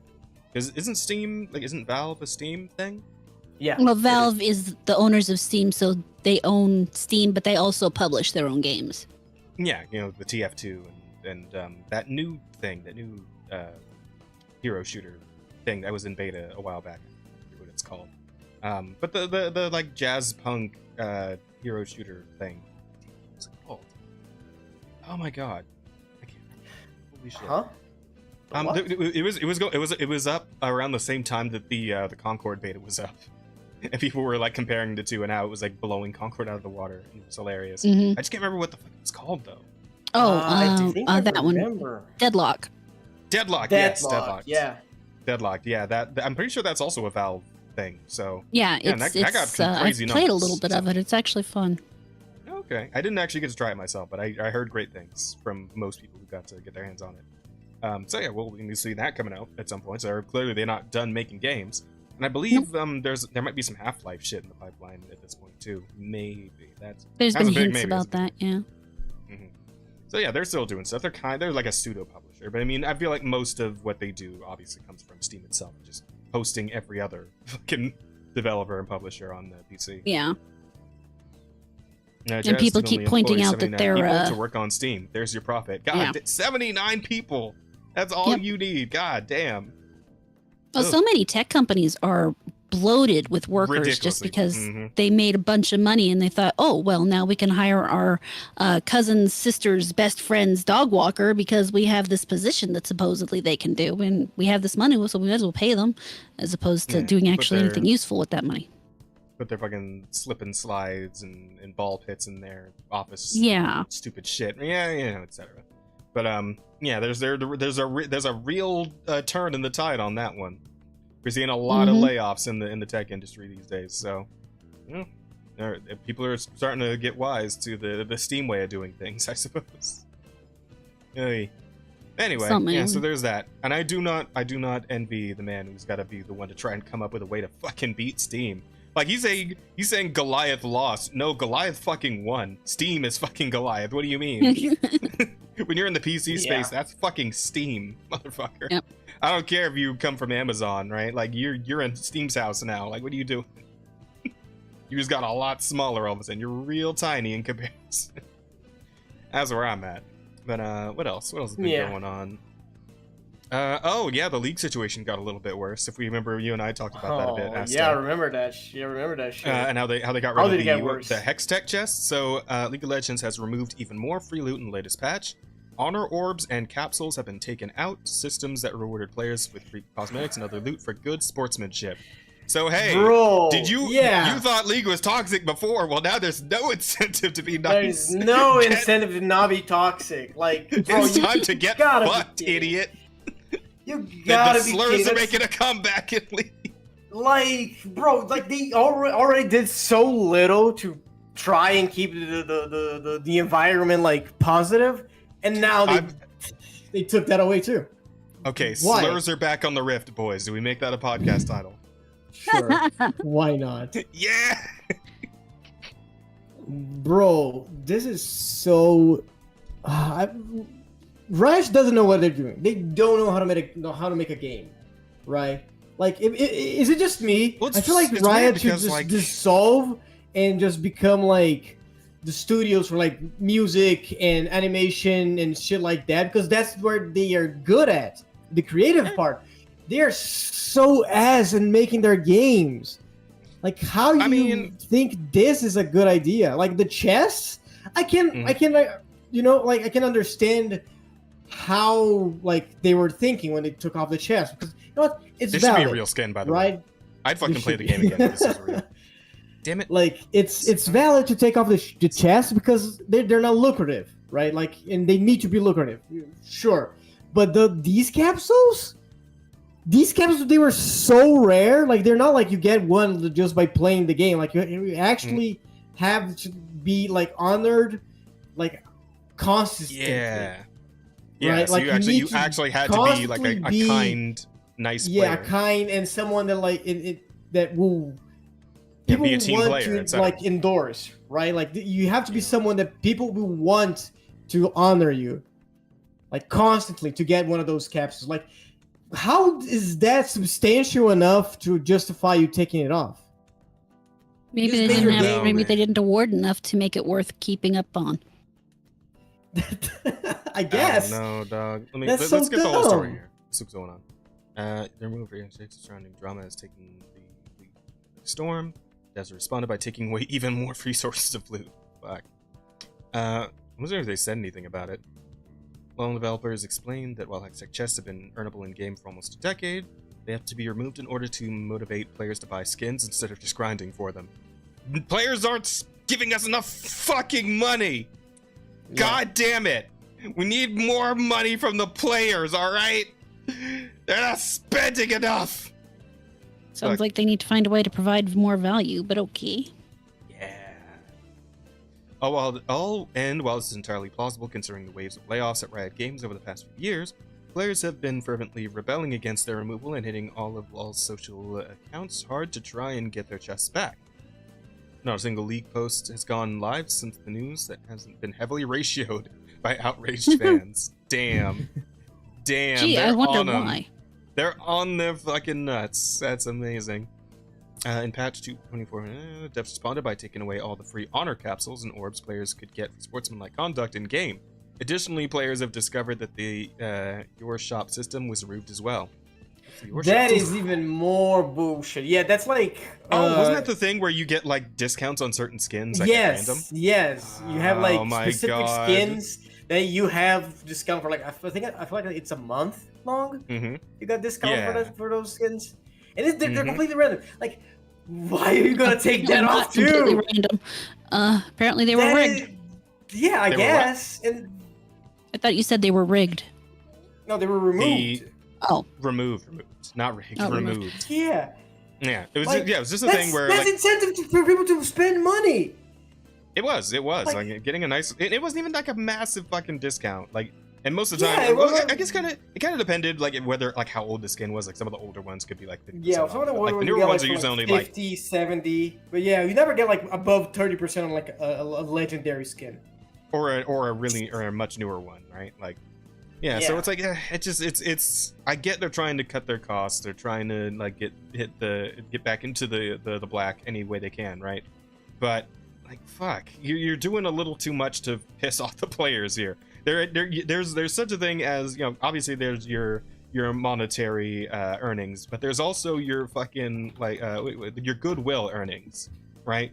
There's a level of goodwill that you need to maintain with your customer base. And this is shooting all of that just right in the kneecaps. Yeah. Several times. This is fun. Like, and you're comboing these like anti. Like, one after the other. Yeah, it's not great. It's a real bad look. Yeah. Oh they're fuck. Just shooting themselves in the foot. Oh man. Let me see. What else we got? In game toxicity has been a reputation that has stuck to League like nothing else. Most matches are pretty civil, but people with negative experiences with the game have stuck with them to the point of the game becoming a bit of a punching bag in online communities. Yeah, it's like I feel like that was the thing with the honor chests and whatnot. This is a good way to try and like combat that, right?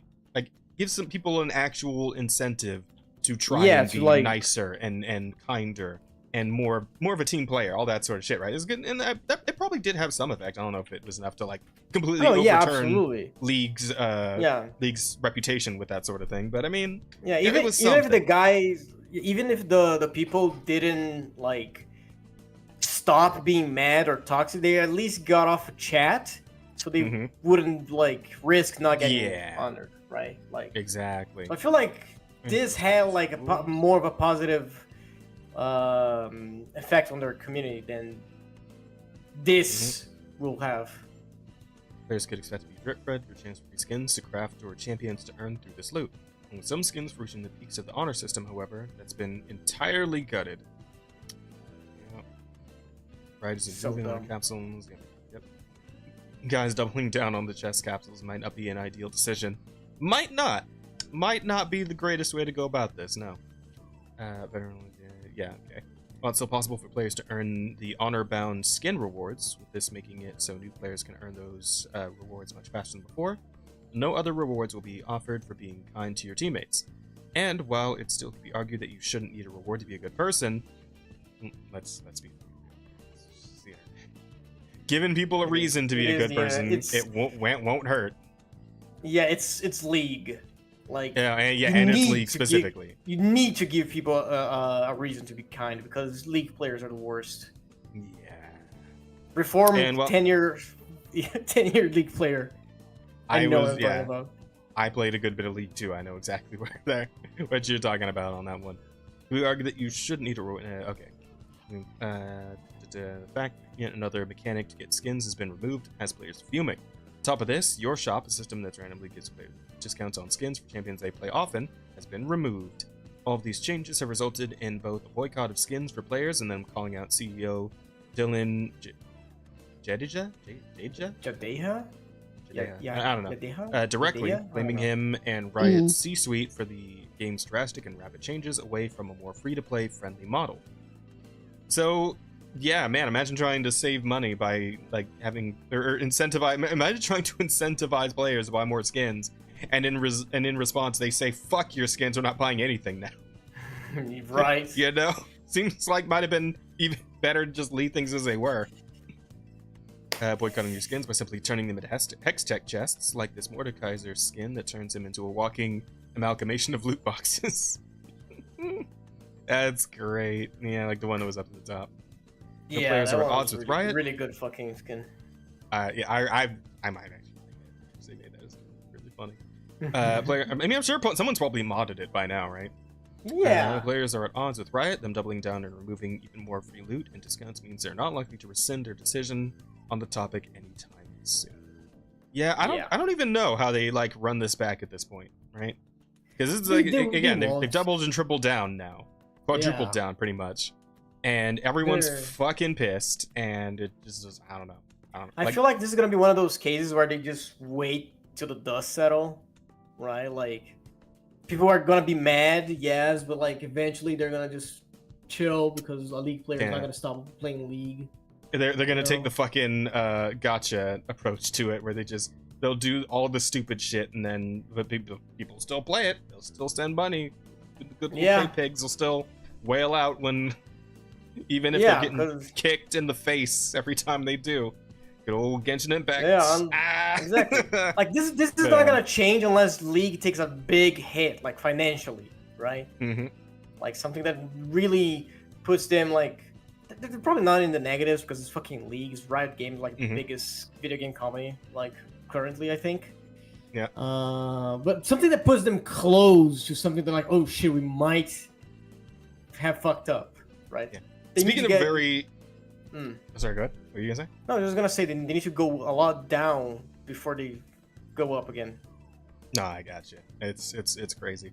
But speaking of like extremely predatory shit, actually, I was debating whether or not I wanted to talk about this, and like you don't play Star Rail anymore, so it probably doesn't really apply to you all that much. But there was some crazy fucking news of a possible change or a possible mechanic in upcoming characters in Star Rail, and I really wanted to get your opinion on it, Asta. It's fucking nuts. Are you familiar with Tectone at all? I don't think so. He's a bald dude. He's like one of the biggest like gacha game content creators on YouTube. But is that what he does? Yeah. I've just seen his name pop up lately. Oh yeah. Because you might have seen like he's been talking a bunch of shit on Genshin, obviously, because it deserves it. And yeah, there's a lot of What do they call them? Fucking Hoyo bots, I think is what they call them. The ones that just defend it no matter what. Sounds right. This is fucking wild, dude. If this ends up being real, listen to this for a second. Oh.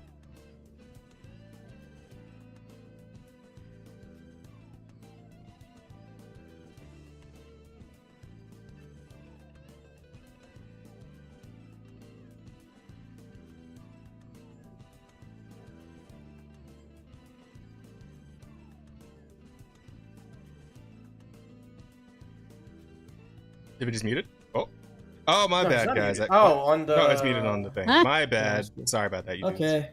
Out of any game that I've ever played, like it is threat level dragon on how bad this shit is. And I say dragon because Hoyoverse is dragging their nuts on every single player's face for what they're about to do with Honkai Star Rail. This is offensive. You should be worried. You should be scared. You should be voicing your concerns on the forums, because I mean this genuinely. I think I would stop playing if this actually made it to live. What's happening? It's actually that bad. They're going to take FOMO to a new height first, because it is truly that predatory. Yeah, and I think a lot of players would join me when they understand how bad this president is. Not president, Lally on the same banner. It is worse. We'll go onto the forums, go onto the YouTube comments, call out go onto Billy or he provides a universal buff. Oh, here we go. I don't want to clickbait you guys because I don't want to make this video too long before you get the point. And everything else is going to be icing on the cake. What Castress does is when she's on your account, is she provides a universal buff for the teams in play, even if she's not on those teams. And the problem is that I've seen the in-game screenshots. I have seen what she does. And the worst thing is that there are 3 other characters coming out with a similar gimmick. All you have to do is pull them, and if they're on your account, I shit you not, they're going to increase the attack of every character on your team. They're going to increase the max HP and speed of all the characters on your team. And they're going to increase the skill levels of all the characters on your team. Now, the hope is to voice that we do. So that's essentially it, though. Okay. So that is giga fucked, in my opinion. Yeah. That's fucking wild, bro. And I'll probably quit Star Rail too if that ends up being real, to be honest. Because holy shit, right? Yeah. In terms of like, need to have the character. Yeah. Like not even on your team. Not even. Yeah, you don't need to have. Like, you just need to have it pulled. You just need to have the character pulled.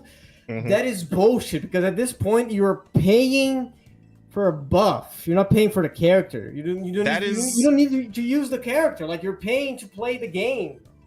Yeah, it's the game is not PvP, right? There's no PvP aspect to the game. So technically it is not pay to win, but this is the absolute closest fucking thing to pay to win I've ever heard in anything. I mean, it could be, because it could be pay to win, because like I'm sure, like, imagine, like, he said he's gonna have 3 characters with that gimmick. If you have all 3 of them, I bet your team's just gonna be super busted. How easy it's gonna be to beat like the hardest stuff, like the simulated universe, the memory of chaos and the memory of chaos, like all that shit. Like, here's the thing, like, just having those characters is gonna like make it easier for you. So technically, it kind of is a pay to win. Yeah. Well, here's the thing, right? The concern, right? The fear is that this is going to happen, and these characters are going to come out, and they're going to start power scaling the end game content to the players that actually have these characters, and not like account for the characters that don't maybe have all these characters, because they didn't want to spend money to pull for all of them, because obviously the end cap, right, of money you could spend if you have like 0 fucking pull currency, whatever, right? The end cap is somewhere around like $300 fucking dollars. If you fucking fail 50-50 and then hit hard pity twice, that's a hard cap of like $300 to get one character, one copy of one character, right? So shit is kind of nonsense, especially when they start putting new characters on the same banner with each other, so you have no way of like actually building up like free-to-play style to get there. And here's the thing, right? This isn't a completely empty fear, because recently, the most recent memory of Chaos, like the current endgame, right? You know how it has like 12 floors that you get to fight through, right? Yeah. You got 3 stars of each, and then yeah. So and this has actually also been a big thing over on like the Chinese side of the game. Like, they've been all been complaining about it. The 10th floor of the current endgame is harder than the 12th floor of like 2 cycles ago. So the game's getting power crept to absolute shit. It's already kind of happening. People are making a big fucking thing about it, so we'll see how Hoyo reacts. But I mean, I think we're at the point where maybe Zenless is like all we got left, and then who even knows how long that's gonna last before they start getting shitty with that game too. Hopefully not. Which is concerning, because like so far there has been no power creep in Zenless, except for maybe Miyabi, because Miyabi is busted. Yeah, right? but as long as like shit doesn't get crazier than Miyabi, then I'm like, okay. Fine. Yeah, I feel like it's okay because Miyabi's also like supposed to be like one of the Void Hunters, The strongest right? in the whole it makes so. sense that she is kind of busted, but like Astra and Evelyn, I don't feel like they're that much better than the old characters. Like I still use Zhu Yuan and Jane constantly on my teams, even though I have both of Astra and Evelyn. Absolutely. So I feel so like, far it's been balanced, but like you see characters in Genshin like fucking Eula. Eula has been power crapped like to 2 shit years and is ago. gone into oblivion. Yeah. She's done. She's gone. Into oblivion. Like there's no more Eula in the game. Like physical attack characters in general like don't exist anymore. Yeah, there was her exactly. and there was Rosaria, and that's it. And then never again for anyone. It's all elemental from then on. But so I don't know, man. We'll see how it plans out. But that shit will kill Star Rail. That's it. Absolutely. At least it's gonna kill it for the more casual players. At the very least, the whales they don't give a fuck ever, and they'll keep defending it to the grave, right? They'll defend anything. They'll defend it if Hoyo comes to their house and just beats them up and steals their wallet, right? So yeah, they're gonna make cute waifus, and the whales are just gonna fucking this is the best game ever, right? Yeah. Like, because I saw that character on the thumbnail. Like, I saw a leak of her, and not only she's cute, but her ability is super fucking cool. Because like she summons a dragon and breathes fire. Yeah, that shit was. It breathes fire for like a full 30 seconds. Yeah. Right? Like it just that thing annihilates the enemy. It's like what the fuck. That was cool as all fuck. That's one of the best animations I've ever seen in any Hoyo game. And that is what's concerning. That if she's the one that like you just have to need in your team, that's just gonna go south so fast. Absolutely right. Yeah. But anyway, Rada's falling asleep, so let's move on to something she can actually chime in on. We got more Assassins. I'm still talking. We have more Assassin's Creed news, Rada. A double feature, in fact. So apparently Japan's a little bit pissed off again about the whole shrine destruction thing. And apparently there's action. Yeah, apparently there's actual action going into it now from Japanese officials. So I don't know if we can get the whole thing here. Inside. Oh, I don't think there's a link to the whole article. God damn it.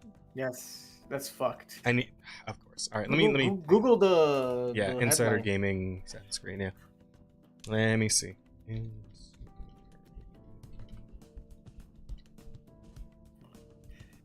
That's insane, dog. Delay. You know what? Let me just go to the website and then just maybe have like a search feature for articles. Here we go. You didn't bookmark it? I didn't have it in the first place. I thought the fucking tweet was gonna link it, but apparently not. Let's see. That's not it. God, there's like a million fucking articles. Especially since the leak. That's it. Hang on, that's a different story. I was gonna get that one too, but yeah. Well, and then there's what the other thing too. What if I fucking type in Japanese officials too? Would that help?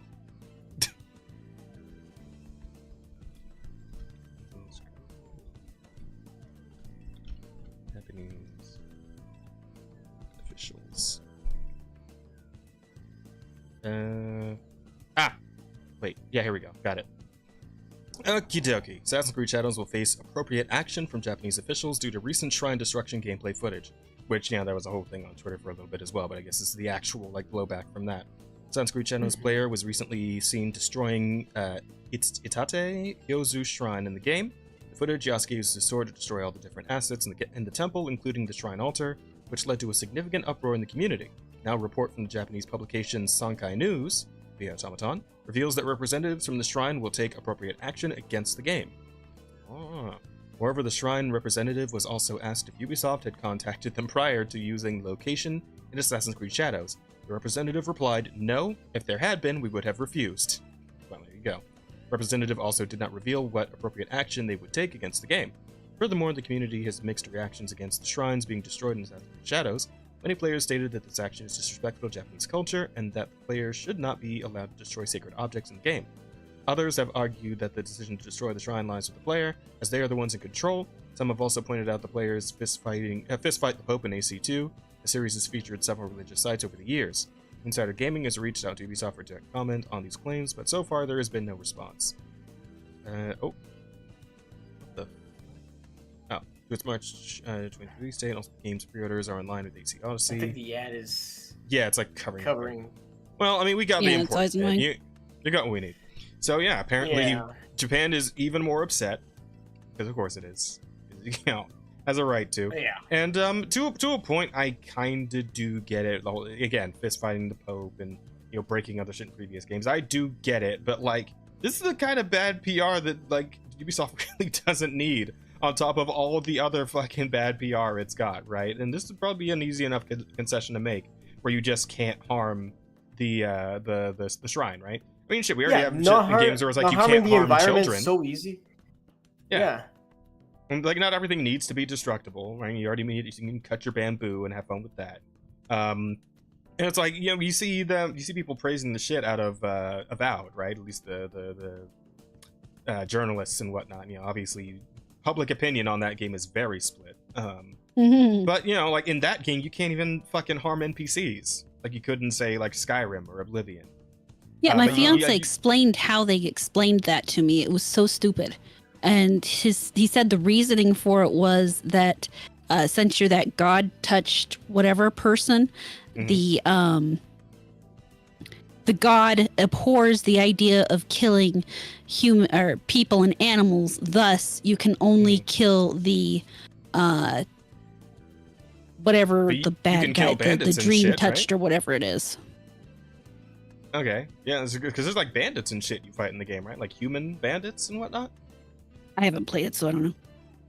But I maybe saw they're some shit like that in like the gameplay trailer and whatnot. Maybe they're considered part of the dream touched or whatever thing bullshit they have going on in there. It still feels like kind of a weak explanation, but all right. That was what I said. It's just kind of as a reason that the Assassin's Creed 3, all the founding fathers aren't shown as weirdos. Wait, the Pope was also really fucking weird. Oh yeah, well, like wasn't the Pope like literally the villain of that game? You fought him. What was that Brotherhood or Revelations? It was one of the Ezio games, I'm pretty sure. But yeah, that's a whole different fucking thing. It was 2? Okay. Besides Benjamin, who advocated hag mixing. Well, of course he did. I don't know. But yeah, like this. Here's the thing. You guys know I am like very against like religion as a fucking concept, right? Because like they're cults, basically. And I see no issue in something like this, or like desecrating a religious monument or whatever. I feel like whatever, like it doesn't matter, because as they said, they fist fight the Pope. Like who cares? It's a video game. It's fantasy. No harm done, right? But Japan doesn't fuck around. No. Right? Like yeah, they do. It would be so. It's such a like obvious thing that they're going after Assassin's Creed for like this, like desecrating their culture even further than they already have, right? So like, I don't blame Japan for this. Like, yeah, I mean, it's within your right. Just because fucking the Vatican didn't want to like do the same thing when the player fist fight the Pope, like that's on them. Like just because someone didn't do something before doesn't mean you can't do it now, right? Like this is not an excuse. Like I mean, I've seen a lot of people say, well, you didn't get upset when, for example, they fist fight Pope or whatever. For me, the big thing is at this point, Ubisoft has gone to the point that, they started with this, we're going to honor Japanese culture. They have taken every step to basically show, no, they don't. That people have absolutely no faith in them whatsoever, that they're doing this in any kind of good faith. Thus, they lose all faith. So at that point, they have to expect that people aren't going to receive anything they do positively, unless they give them like a free puppy or kitten or something. I don't know. Yeah, no, absolutely. To your point. Absolutely. It's like any of these things that we've discussed over like these several months leading up to this fucking game. which should have released already, but it keeps getting delayed. I've heard I wonder why. apparently might be another delay. I really doubt that one's real. I don't think they can afford to delay it anymore. But if they do, it'd be really funny. Actually, I don't think that delay is real, just because of. Yeah, I don't think so either. But it'd be really funny if it was. That's all I'm saying. It would. But yeah, it's just like with these things that we keep talking about. It's like any one of these things by itself really wouldn't be that big a deal. But because it's all of these things, one after the other, over and over again, it's like every fucking week something comes out about this game, right? Mm-hmm. And it's because of that. That's what's really starting to degrade people's faith in this game in general, and in Ubisoft in general. You know, on top of obviously the fact that they're on the verge of bankruptcy, you know, and et cetera, and so on. You know, and, you know, their developers and actors and whatnot all coming out like fighting players and on Twitter and all that shit. You know, all that sort of stuff. It all, when you take it all together as a big picture, it's not a great picture. It's a really fucking bad picture. It's not great. So, yeah. And of course, you know, it was a double whammy for them this week in particular. Let me see, where was it? No, not there. No, we're not there yet. There it is. Wait, no, this one. Here we go. Assassin's Creed Shadows suffers massive black market leak. Spoilers and gameplay streams hit the internet as Ubisoft faces another major setback. So this is not the leak of the art book, right? This is, I believe, a leak of actual physical copies of the game. Yeah, actual physical copies for the. Yeah. I mean, people out there were selling them on, like Facebook Marketplace, PS5 copies, physical copies. Yeah, a major Assassin's Creed Shadows leak has put physical copies of the game in players' hands in development that has Ubisoft scrambling, and this is pretty much a full month before the game actually releases, right? Ubisoft Assassin's Creed Shadows has suffered what could be its most devastating blow yet. Physical copies of the game have leaked nearly a month before its official release on March 20th. The leak has led to widespread spoilers, unauthorized gameplay streams, and black market sales, dealing a potentially catastrophic hit to Ubisoft's already precarious financial standing. So, yes. I pray for Ubisoft's downfall. I pray. But it's like, is this going to lead to like the entirety of the story getting leaked, right? If it's like really fucking bad, like the pre-orders, man, the pre-orders are gonna take a hit on this one, I think, possibly. Oh, no, it turns out just the game's really fucking bad. Here's my theory. I think they leaked it. I think they leaked it on purpose. You think so? I absolutely do. I think it has twofold things going on there. One, I think they leaked it on purpose so that they can pull a Last of Us 2 where they say, oh, it didn't sell well because, you know, it got leaked and the hype got taken out of it. And it's like, well, there wasn't any hype to begin with. So I don't know what the fuck you're talking about there. But I'm okay. Sure the investors are going to love that. Right. But then the other side is because I actually read a Reddit page about one of the leaks. And it was all, believe it or not, that person said all positive shit about the game. They went so far as to say they didn't run into any massive bugs in the first 10 hours of the game. And I'm sitting here like, this is without a day one patch. You are feeding me bullshit. Yeah, it's like, I don't believe that. I don't believe there were no bugs. Fuck out of here. There's no way. Oh, he said there was one bug where a guy glitched through a wall, and that was the only noticeable bug he had. And I'm like, bullshit. Yeah, because I remember the actual like official gameplays that were showing a while back on Twitter. Like of that one dude, the enemy that was essentially like T-posing, even though Ryosuke was like actively attacking him. He's just not responding at all, right? Well, and it's like there's...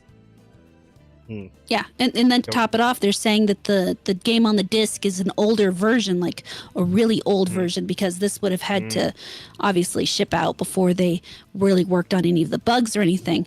And so to tell me further that you're not seeing any bugs, again, more bullshit. And but the story's really good.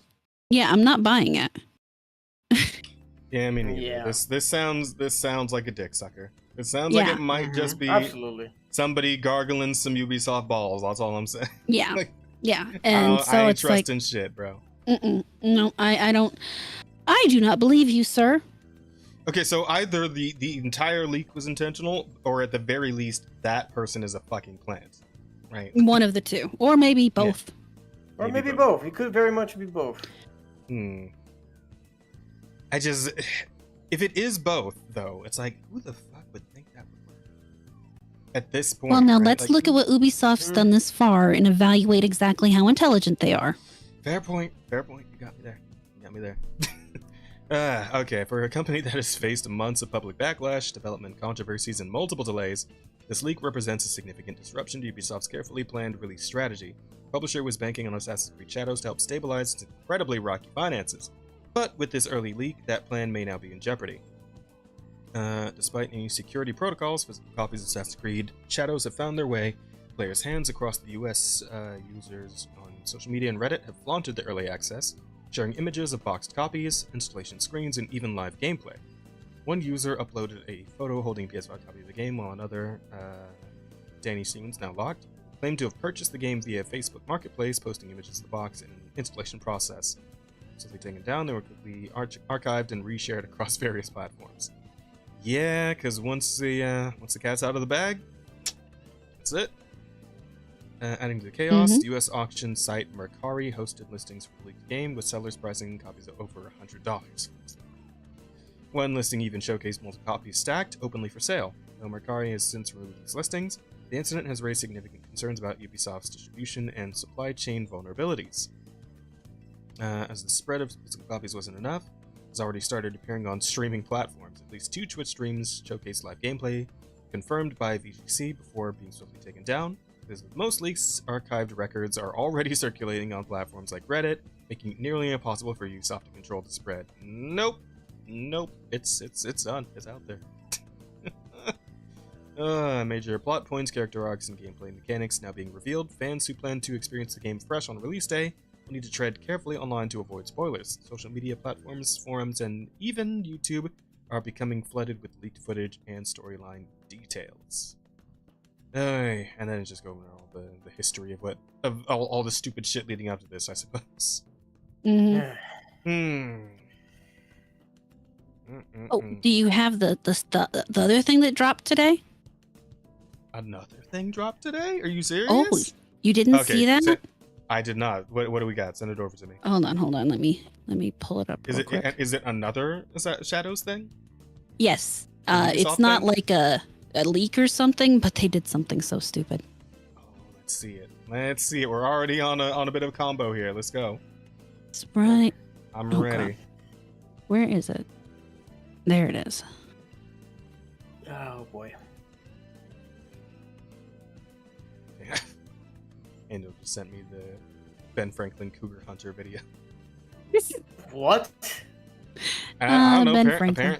Apparently in the Assassin's Creed game, he goes over a whole fucking list of why you should date older women or something. Something like that. Well, he was quite a womanizer. It's in the voice chat. He is right. Here we go. You Let's should have a date look here. older women. Older women is fucking pog, Chad. I mean, it works for I'm my still- fiance, so. I'm still in a place where I Your probably fiance's prefer a based. woman who's younger in general, but I mean a little older I would be fine with, like 2-3 years or so. I'd be alright with that. Nah, I want a Anywho. bitch that's 10 years older than me. I want to date a 36-year-old, okay? 37 now. Fuck. Okay, hang on. What do we got here? What is this? Madrina's cherry blossom fruit tea. There's no way. Master the art of boba tea with the Madrina's Assassin's Creed Shadows Collector's Box featuring Yasuke's strawberry matcha milk tea and Naoe's cherry blossom fruit tea. Now, the reason people are so upset about this is because boba tea is not Japanese. It's Taiwanese. Well... Yeah. I mean, Well- what if they're going for a multicultural angle here, right? They had the Chinese Yeah, structures in game, right? You know? Yeah, it's Listen, Taiwanese dude. electric. Fucking, it's I'm just- Asian. It's close enough, right? I mean, that's Obviously. basically what they're saying. It must be. It's Asian, thus it's all Asian. I'll throw Ubisoft Yeah. a bone here. Listen, it's really hard to tell between one Asian and another Asian sometimes, all right? Come Even on. I've That's a crazy statement to be made. I mean, it is kind of true if you don't know what you're looking for. But it's not some shit you say out loud, though, and it feels like that's what Ubisoft's been doing this whole time. Ubisoft is definitely, they're special. They are. Ubisoft, I pray on your downfall every single day. No, they're definitely working on it. You've had enough. Oh, hey, Naruto collars for your dogs. They can be weird too. What? It's an ad on the comments. But oh, yeah. Okay. There you go. Little, oh yeah, the little weeb collar things. for your pet. There you go. Lovely. Hey, Ken, are you enough of a weeb that you want to make your dog weeb? Oh my god. Stop it. I was born in Taiwan. You really messed up again. Yeah, there you go. Everybody getting in for the new round of stomping. Yeah, imagine most people's feet are starting to get tired, right? With as many times as we gang stomp the shit out of Ubisoft when this shit you'd comes think up, their right? head would be crashed in by now. Holy shit. I would hope at the very least, everybody would be just gassed, everybody's just worn out for how many times we've had to stomp this same company for the same stuff. How many times we gotta teach you this lesson, old man? Who knows, Asta? Who knows? A couple hundred at this rate. Ubisoft standing there like fucking Captain America. I could do this all day. Yeah, literally. or fucking Randy Marsh. I didn't hear no bell. Bro. Apparently they have a root beer too, but that's not very special other than why the fuck root beer? I couldn't tell you, but yeah. I long for the day this game actually comes out, man. I really want to see. I want to see those Steam numbers. I want to see real bad. I need to know. Yeah, it's going to be interesting. Is the Assassin's Creed name still enough even after all of this, man? I'm very curious to know because I'm really not sure. Yeah. I really want to know if this game is going to beat Concord in the worst selling game of all time. I don't think it'll be anywhere near Concord, right? Because at least it has the name Assassin's Creed. It'll do a little better than that. Yeah.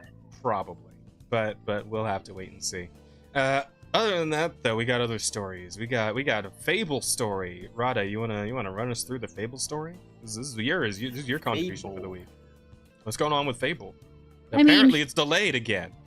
Yeah, the big thing about that is that it's been delayed until 2026 and was supposed to come out. I don't remember what time this year, but they decided Q3, to let it. Huh? Like Q3, Q4, probably. Yeah, later this year. I think, probably Q4. But they decided they needed more time. There's a whole bunch of stuff about people think that they've actually improved the looks of the main character. But personally, yeah, a little bit. The look of the main character. I mean, the look of the main character is obviously who is not this actor? the best. Isn't this an actual person? So they used a voice actor and they used her face. I feel like I've seen this person actually, before, they improved it to look more like her. Oh, I thought this was an actual actor, like movies actor. No. That's there's actually an actual actor in one of their trailers who plays a giant. But no, that's just them making it look more like their voice actor. I don't know if the voice actor was in anything or not. I'll be honest, man. I feel like we took a turn for the worse when we started trying to make video game characters look like their actual voice actors. Like whenever it's like an actual Hollywood actor, it's like it always looks kind of uncanny to me. Like even the good ones, they still kind of feel weird to me. I feel like we should just keep making like just video game character faces like specifically the only for those exception to that I might say is they did a really good job with Keanu Reeves in Cyberpunk 2077. Yeah, like he I said, actually kind of looked like he fit. Yeah, there are really good ones. I will say it's just like even so, it's still like something in the back of my mind telling me there's like something weird about this, right? And it's like, and I don't even say that just from a point of like aesthetics. There's also like an actual like legal thing that can become an issue with that. Like fucking what was the called?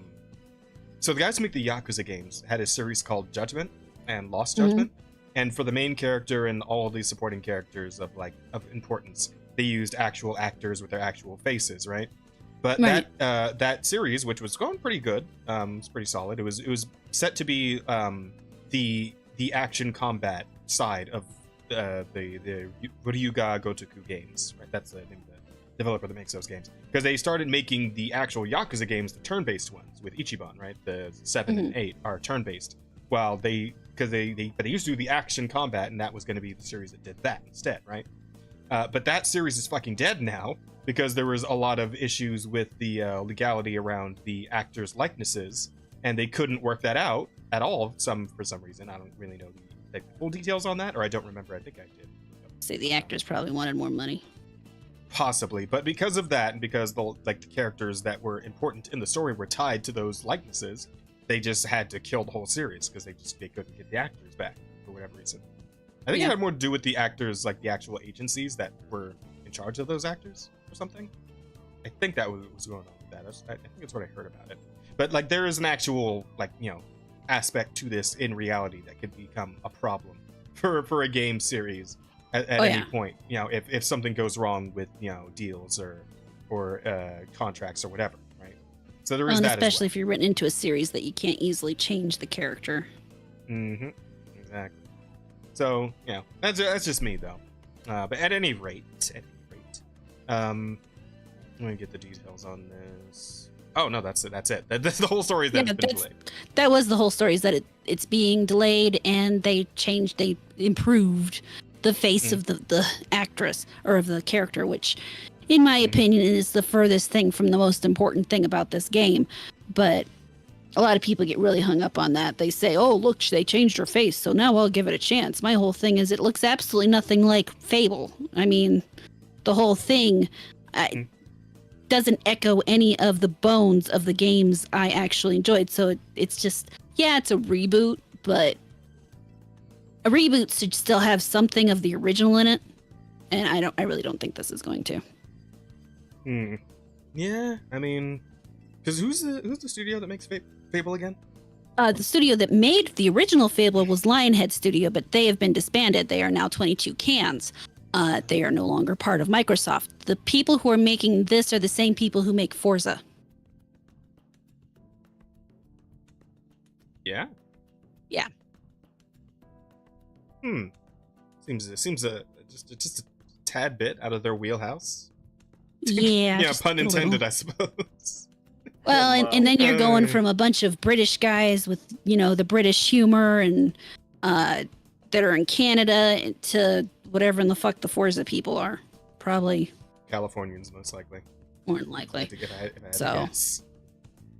So you end up with an entirely different atmosphere. Something, I mean, they did have with this reveal, there was, I guess, like a pre-alpha trailer that they put out where I will give them one piece of credit, and that's that they're not using that current awful what's it called? Fortnite art style that you see in everything right now. So at least they're not doing that, but at the same time, it's just not right. I get you.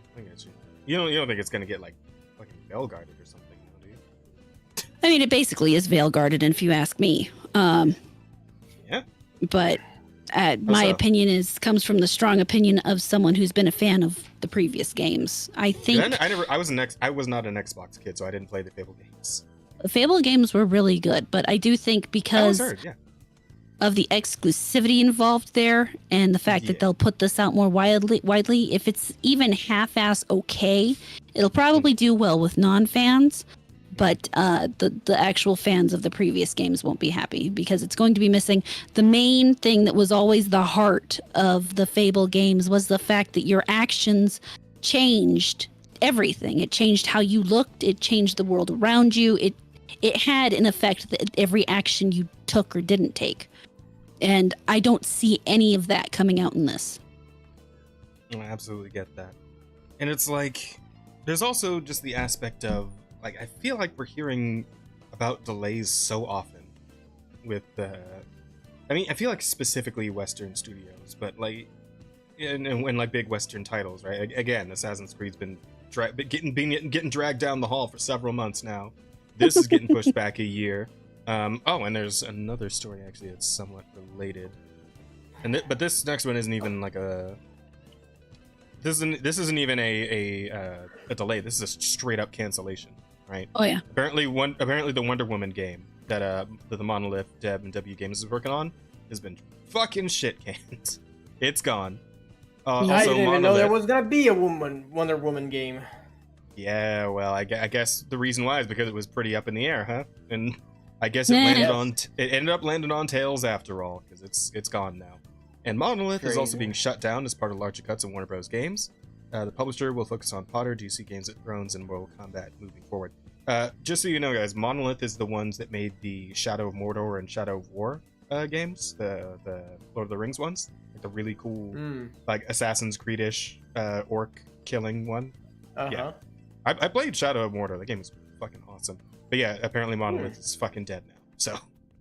So, so much for that. But what they're not closing is the studio that made fucking Suicide Squad. Rocksteady's still there. Why would you close that studio? That would only make sense or something, I guess. I don't know. Imagine making sense. None of these things ever do. Good thing they patented the Nemesis system. Right. My God, that's my God. I didn't even think of that.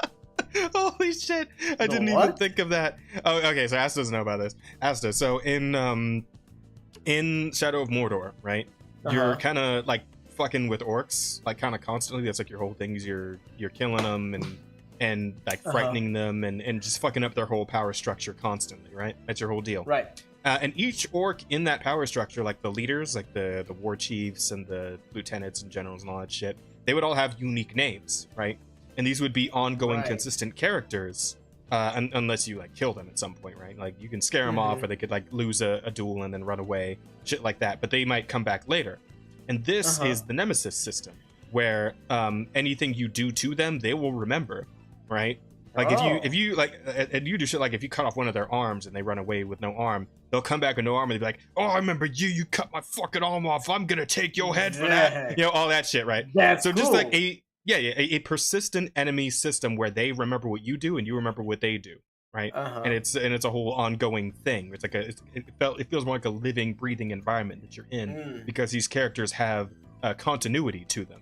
Unless you murder them. And even that case, sometimes if you fucking like kill them, if they like die from your encounter because they're fucking orcs, like they can be put in a weird like pod and regenerized or whatever. Like, I don't know how orc shit works in Lord of the Rings. I just remember the movies where they are like grown in like bats and weird pods and shit. So I assume something along those lines to just bring them back to life. I see. So yeah, wild shit like that, pretty much. System is copyrighted. That sounds really fucking cool. Yeah, but because it's copyrighted, like, other orcs would remember what you did to other orcs too. So yeah, that's true as well. Yeah, because the orcs will sometimes fight each other in like like bids for power in order to become like higher up in the food chain, sort of thing. And you can influence like who wins, like which orc will win those duels, right? That sounds really fucking cool. It is pretty sick. It's just copyrighted. Unfortunately, it's a copyrighted system. Yeah, same type of bullshit Nintendo is doing with their patents in Palworld. Exactly, yeah. And now this fucking studio that made those games is dead, so we're probably not ever getting any more. I mean, it would have been hard to carry that story on anyway. But yeah, like that whole system is just locked away forever from anybody else putting it in any other game, even though it's incredible and should be in other games, right? And it's like that's the one thing you really hate to see about like people patenting specific gameplay mechanics and systems. It's like, I get it, you want to protect your creativity, but at a point like video games, they can only improve from the cross-pollination of different mechanics and things people come up with, used in new and interesting ways and in new environments. You know, so it's like it's such an anti-creator thing to like seal off your ideas behind a wall of legality. It sucks. It's absolutely complete ass. We'll get more when the patent expires in 2037. Yeah, fuck. So eventually it'll go away, but it's gonna take a long fucking time for that to happen. But yeah, that's tragic. It is.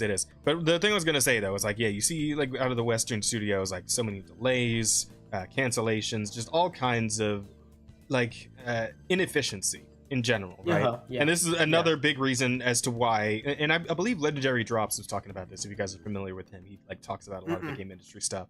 But he does great videos, by the way. If you guys don't know Legendary Drops, you go check out his shit.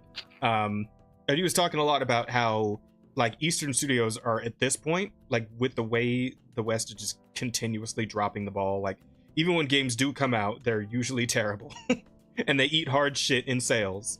Meanwhile, the West or the East is like studios are popping up out of nowhere and dropping fire like fucking Tides of Annihilation, right?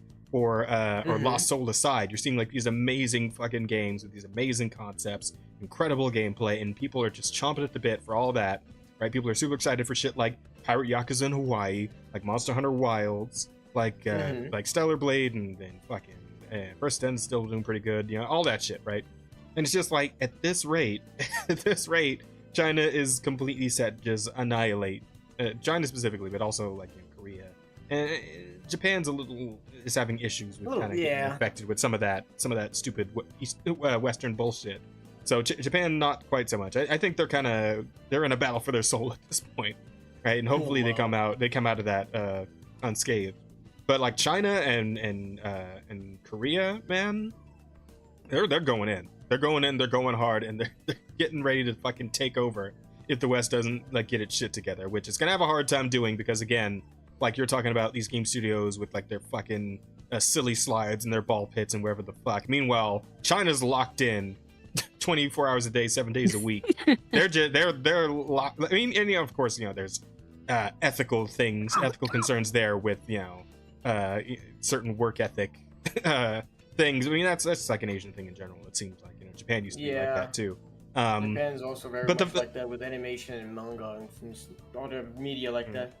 Yeah, exactly. But the fact of the matter is, like, even if it's not the most ethical shit, it is extremely efficient. And the West is going to have a hard time competing with them with their extreme efficiency when the West can't seem to fucking stop tripping over its own dick. So, I mean, to put this slightly into perspective, excuse me, the Fable game was actually announced at the same time Avowed was. Back in like 2019 or whatever. Oh, holy shit. Yeah, that's fucking 6 years ago, man. Exactly. And here's the thing, like a game coming out of the East these days, like probably doing the same shit, like an open world kind of thing. Like what's is it Crimson Desert I'm thinking of? Like the Black Desert devs are doing like an open world like action RPG kind of thing that looked amazing, right? And that's probably in the same that's comparable enough to something like a Fable game, right? That game got announced a while ago, but that's probably actually going to come out in a decent amount of time, or like half the time that fucking Fable game's going to take to actually release, right? So well, and I think part of it is I think they wait until they're almost done with the game to even announce it. These people at this point are trying to hype people up so long before they even get the game out that people lose all interest before it even comes out because we're just tired of waiting. That's true. And I don't know if that's entirely intentional, right? Because it might just be like all kinds of stupid like bureaucracy and the overbloat that like makes it take fucking forever to get anything done in any of these game studios. Like that might have some that might factor into it where they keep getting hitched on things that they didn't expect to get hitched on, but they should because at this point it should be very obvious what the issues are on the Western side of things and what they need to do to get out of that rut. But they won't do. I mean, to some extent they are doing it. Like there's been a lot of layoffs across the tech sector in general, but gaming too as well. We're talking about one right now. Monolith's getting shut the fuck down, right? So etc. And we've had many stories like that over these past months. So to an extent, it's trying to regulate itself. Sorry, go ahead. I think to some degree they announce these games in hopes of keeping people excited about the IPs that are in between. So, you see this game coming out and you're like, oh, excuse me, I have a cough drop in my mouth again. You're good. They're also going to come out with this upcoming new game. And they also help the stock prices. Yeah, the new announcements help the stock prices go up. Yeah, bears a point. But they're coming out with this game that's about to come out. I should try this game in the meantime. And yeah, it doesn't work. And yeah, you can say on one hand, maybe they run into some problems in the development process. The big issue is a lot of these games they announce before they even have a full script written for the actual game. They just come up with some nice looking trailer that they can put out there with the name on it and shove that out there. And, who cares when the game might actually be out? Yep. And to say nothing of just like the hard line focus on making engaging stories with interesting characters and great gameplay. which is, you know, these are points that the West has been struggling with a lot lately. So, you know, and China seems to just be locked in on that sort of thing. Like they make shit that looks great to play. Like first impressions, I've said this before, first impressions are absolutely everything, right? They really, truly are. And if you can't make a good first impression in this stage, especially when people have less money to spend, right? Games are only getting more and more expensive. Your first impression is a make or break. You will live and die off of that. And shit like, what was that one fucking thing that, is it Naughty Dog that's doing the Intergalactic or whatever that shit's called? Yes, that's Naughty Dog. Yeah, is that what the game's called? Or am I missing? Intergalactic? It's Intergalactic Heretic Prophet. Yeah, that's what it's called. Yeah, okay. So whatever the fuck that game is, that was a bad first impression. That really shit was a rough, bad first impression. Whereas something like Tides of Annihilation was an amazing first impression. That game looks fucking incredible. That game looks like it's gonna be so much fun, man. Like goddamn. And the scale is crazy, and it just like the characters look interesting. There's all kinds of good stuff coming from that game, right? And it's like it's a night and day comparison in terms of first impression between those two games. But it reminds me back of the days when JRPGs would come out and they always looked so cool and epic, and instead of whatever the fuck they're giving us now. Lost Souls site popped up after Final Fantasy 15 released. It was just some video talking about Guy's Passion Project at the time, and now look at it. Yep, featuring in the state of play. And I was saying though, it's like I looked at that game, it's like, man, is this a Final Fantasy 15 like expansion? Yeah. Like, are we going back for FF15? So because it looks like it really does. But I mean, it is its own thing. So give you guys credit, give you guys flowers for that. I see Asmongold's video talking about the vibe change in games. Yeah, I mean, he's made several videos on that particular subject, but yeah, I kind of agree with him on that. It's just like there is a vibe change where, I believe it's a good one. I believe it is a good one where the games that are the most successful now are the ones that are really focusing on just being video games, right? Yeah. I don't need a fucking movie, and I sure as shit don't need a lecture. I just need a fun video game to play. That's all I really need. And the West ain't giving it to me, so I guess I'm heading over to China. I guess I'm gonna start working on my fucking social credit, all right? Like, and this is what I gotta do to get a good video game these days. Then all right. Why are you making me give the commies money? I'm not happy. Oh, it's crazy. Also, are you good over there, Roddy? You keep like leaning your head off screen. Oh yeah, I'm just. Excuse me. Oh, for one, I'm trying not to cough into the mic without having to constantly mute and unmute myself. And for two, I've got a dog over here in the room who keeps making noise, and I keep having to turn my head to tell him to shut up. So I'm fine. Let me fix myself a little to stop that. Oh, that's what you're talking about, Marksman. Yeah, where he was going through like the old trailers of video games, and I think sums up what is wrong with vibes now. Yeah, that's what you were talking about. Yeah, like he's watching like the Skyrim trailer. It was like his first time seeing it, and like, God, you guys remember the Skyrim trailer? Yep. Nope. Wait, you say no? Have you not seen it, Asta? No, I don't remember. I probably not. Okay, all right. Hang on. 2010? Bro, I was 12. Okay, but you saw the Intergalactic trailer with the bald chick, right? Why are we hanging out with literal children? You saw that shit, right? Oh, you didn't see that one either? Oh, man. Okay. Here's the thing. The whole point... Yeah, the point here is to, like, observe the vibes, right? Like, this is a trailer from Skyrim, which this came out 14 years ago, right? This is a different era of video games. And just soak in the vibes here for a second. God damn it. Soak this in for a little bit.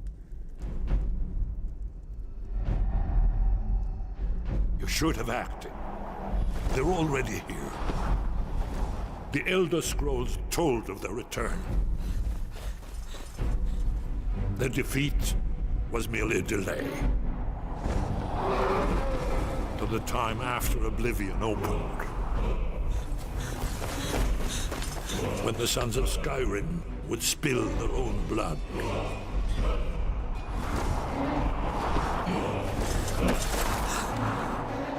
no one wanted to believe they even existed. And when the truth finally dawned, it dawns in fire.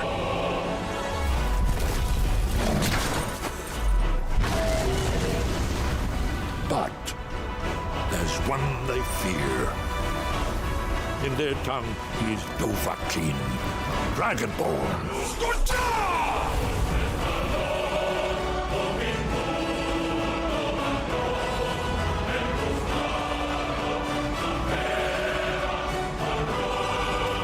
Fucking love the song too, by the way.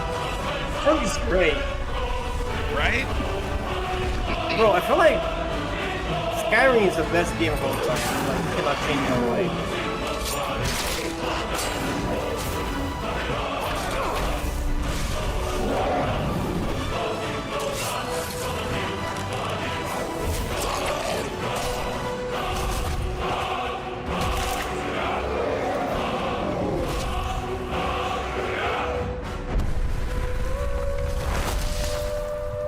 I can't even believe this is a Bethesda game. Like, this game is like giving me so many hours of like just pure fun.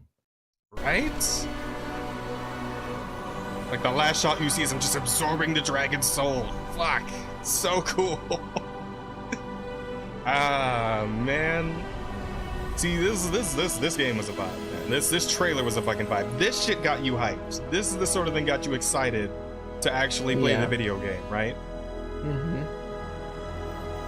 And this is the kind of trailer that like Tides of Annihilation had. But then you look at some like the Avowed trailer. Let's see. It's like the last trailer Avowed put out. The original Avowed trailer was actually cool.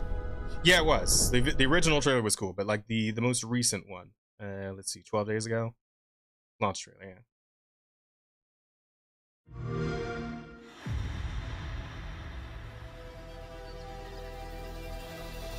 It's very colorful. Ambassador Volshin Yilgar at your service.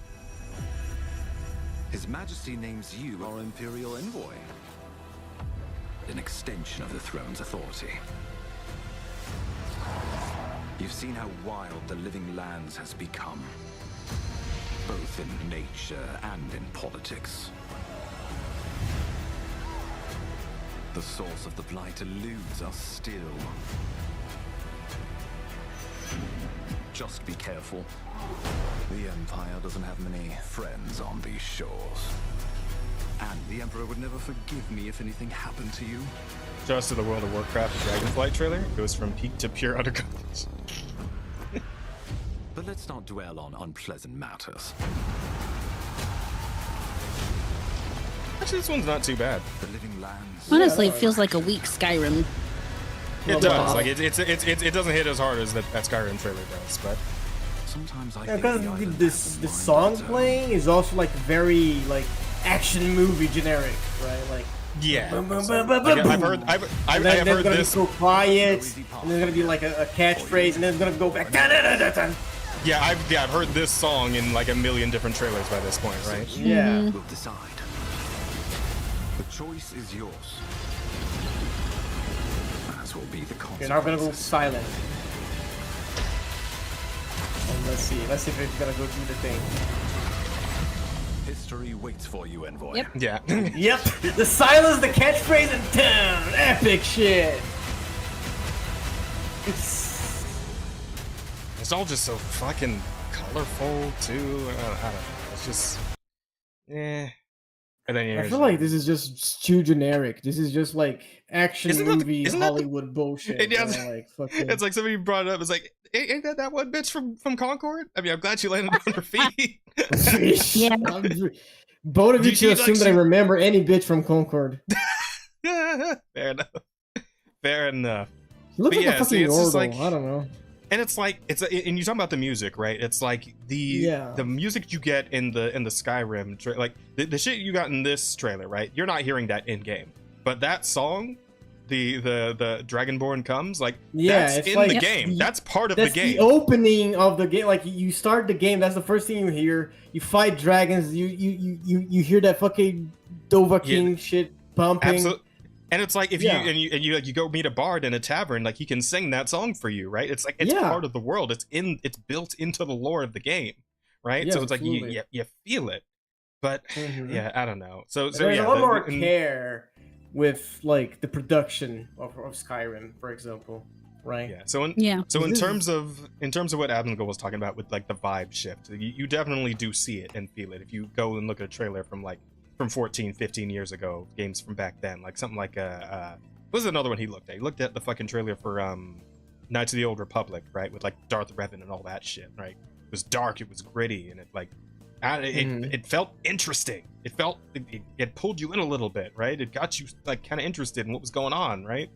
And it's like this. It's like I feel like I could pass. I could pass. I don't. Yeah, care. I did pass. I mean, well, yeah, same. Yeah, none of us bought this game, so there you go. Yeah, not a lot of people did. That's the thing, right? About I think is sitting at around what 17,000, I think. You know what? 18,000 was Let's have the a last look. I saw. Steam charts.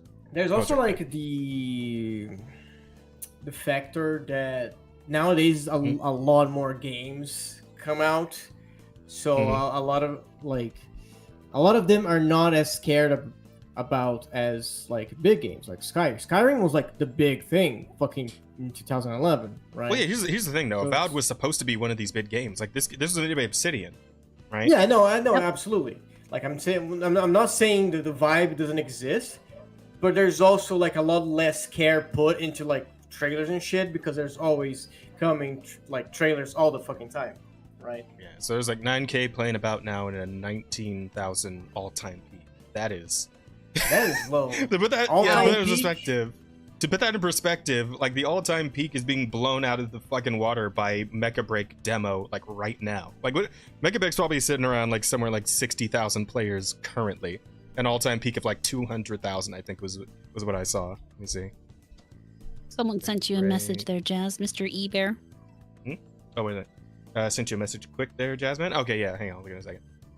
Yeah, so yeah, right now, Oh my god, like 7 times as many players and 300,000 all-time peak. This is the fucking demo for the game, right? Avowed is the full release. Absolutely, there's a goofy, bro. Talk about being BTFO'd. Oh yeah, and of course the Elder Scrolls Online trailer with that one sword dude's kicking the shit out of the other 3 on the rooftop. Asta's seen that one. Oh no, yeah, that one. Yeah, Rosa made Asta watch that one. So. Yeah, no, that one is fucking gorgeous. But that's also like not a gameplay footage, so there is that. Well, yeah, but it's listen. What I'm talking about is the whole point is the first impression. That's what the trailer is for. That's what gets you in. That's what grips you. That's what piques your interest, or at least stokes some kind of interest, right? Yeah, but like my point is you're comparing like a first trailer with is fully cinematic to like this that's trying to show gameplay footage, right? Yeah. Well, I mean, there was gameplay footage on the Skyrim trailer too. Like a lot of that back half was just. I don't know. Yeah. The original 2011. I'm talking about the fucking Skyrim Online. Like. That one. Yeah. That one's fully CGI. Like it's kind of an unfair comparison to compare that to this. But the Skyrim one's very fair though. But, absolutely. Very fair and is absolutely. The trailer from 14 years ago kicks the shit out of this one. Yeah. Yeah. It's crazy. And the same deal with like the fucking Veilguard trailer, which is doing like the fucking Guardians of the Galaxy. God, I hated that so much. Wow. Yeah, it just ain't it. It just ain't it. There's been a vibe shift, and the West could very much do with shifting back. Anywho, other stories. This one was kind of funny, and we should talk about it because it's on the fucking thumbnail. Yeah, we should definitely talk about it because it affects me. It affects me personally. Yeah, so you it's affecting your pants we don't need to know about. Lamo. Also, 5 USD. Thanks you again, Marksman. Man, Marksman hooking us up tonight. Here's money to show Asta the Dragonflight trailer. I want to see his reaction between the first and second half of the trailer. Oh, interesting. Okay. All right. Yeah, all right. He paid us $5, Asta. We have to. Yeah, let's do that. Yeah. Dragonflight. You get that. You know what? Yeah, you give us $5, we'll play a trailer. Why not? Why not? We'll bite Asmongold style. Unapologetically. Wow. Let's see. Who is it? It's World of Warcraft, right? Dragonflight. Dragon. Well, I think it's like a Dragonflight expansion. Oh, okay. Dragonflight. It's a cinematic trailer. Yeah, here we go. Yeah, I think Asta's all of the above electric. Is this first one the announced trailer? The announced cinematic trailer? This one? That's what they mean, yeah. Dragonflight launch cinematic. Yeah, I assume it's this. $5 for 5 minutes. Let's go. Sounds fair. Okay. Top one? Okay, got it. I haven't seen this either, actually, so I'm curious. Nor have I. 10,000 years ago.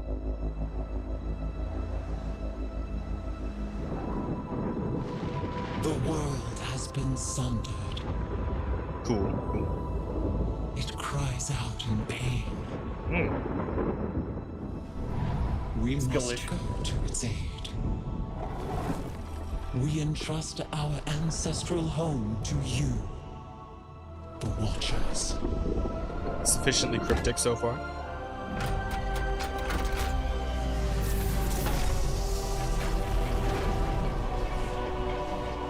Music's not bad. Yeah, I like it. This is nice. Man, we lost something with when we stopped doing like the operatic background music for these trailers, man. Even from Really good our for getting that own epic feeling eyes. down. You This will is World of feel Warcraft, our right? return Yeah, World of in the Warcraft. waking of the land.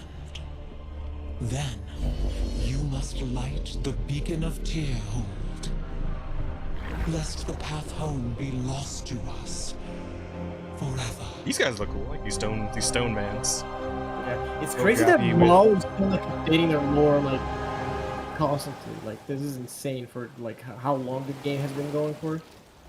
Yeah. It's going so damn long. They just restarted again, right? The WoW Classic and whatnot. 100 years later. That was Okay. interesting. 10,000 years later. This is now. Oh god, the colors. Oh, is this the part where the trailer starts going downhill? I'm seeing all the bright shift. fucking I don't know. Is this the shift coming? What is your issue with colors, guy? Are you homophobic? No, I'm not. Yes. But I'm saying like, all the bright, flashy colors, right, usually means that it's about to get real, well, a lot less, epic. There's certain depends. indicators, right? Really There's it canaries really in the coal depends. mine. You can tell. It does depend, but we'll see. It's fine so far. Yeah, I'm down with this so freaking far. good. I'm still with it. Wait for it. Okay, setting Marksman seems to be convinced that there's going to be like an exact moment when we'll know. So I'll just sit and wait. Okay. We'll see what happens.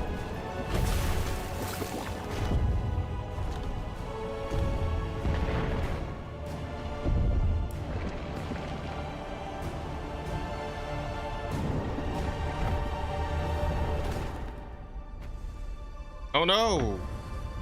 His friend is dead. Seems like it. This Yeah. is king.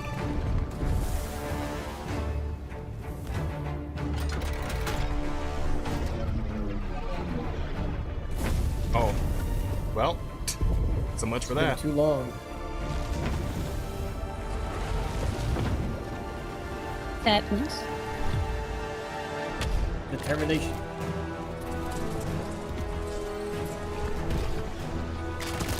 Oh, How is that you fucking? can do it, man. You can do it. I'm invested in this guy right now. Like, Yeah, like he's Yeah. fucking cool. yeah, do it. Whatever it is you're doing, do it. He's turning on the thing manually instead of using the dial. Well, I mean, I just don't know He's what that this. much- I'm still unsure about what this thing actually does. The thing. It's Yeah. Magic, most likely. Oh, he's breaking apart while he does it. Ah, Oh, the ultimate sacrifice. heroic sacrifice, yeah. Oh no! No. No! Stone guy. Oh man, this is. I'll actually never sad. forget you, Stone Man. Bro, look how the sky cleared. Acceptance. Crunch. What? Oh. Okay. All right. I mean, dragonfly, I guess. Okay. You mean a I dragonfly? think this might be the turning point. I mean, Those the are very fucking dragon- colorful. Yeah, the fucking dragon showed out of nowhere.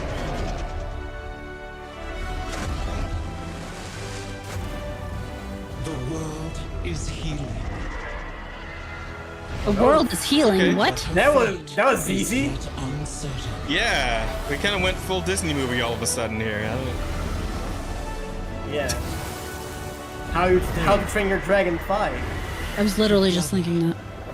We shall be Azeroth's Yeah, we protectors really, wow, that was a bit of a once whiplash of a tone shift again. there. Here, the new age of dragons shall begin.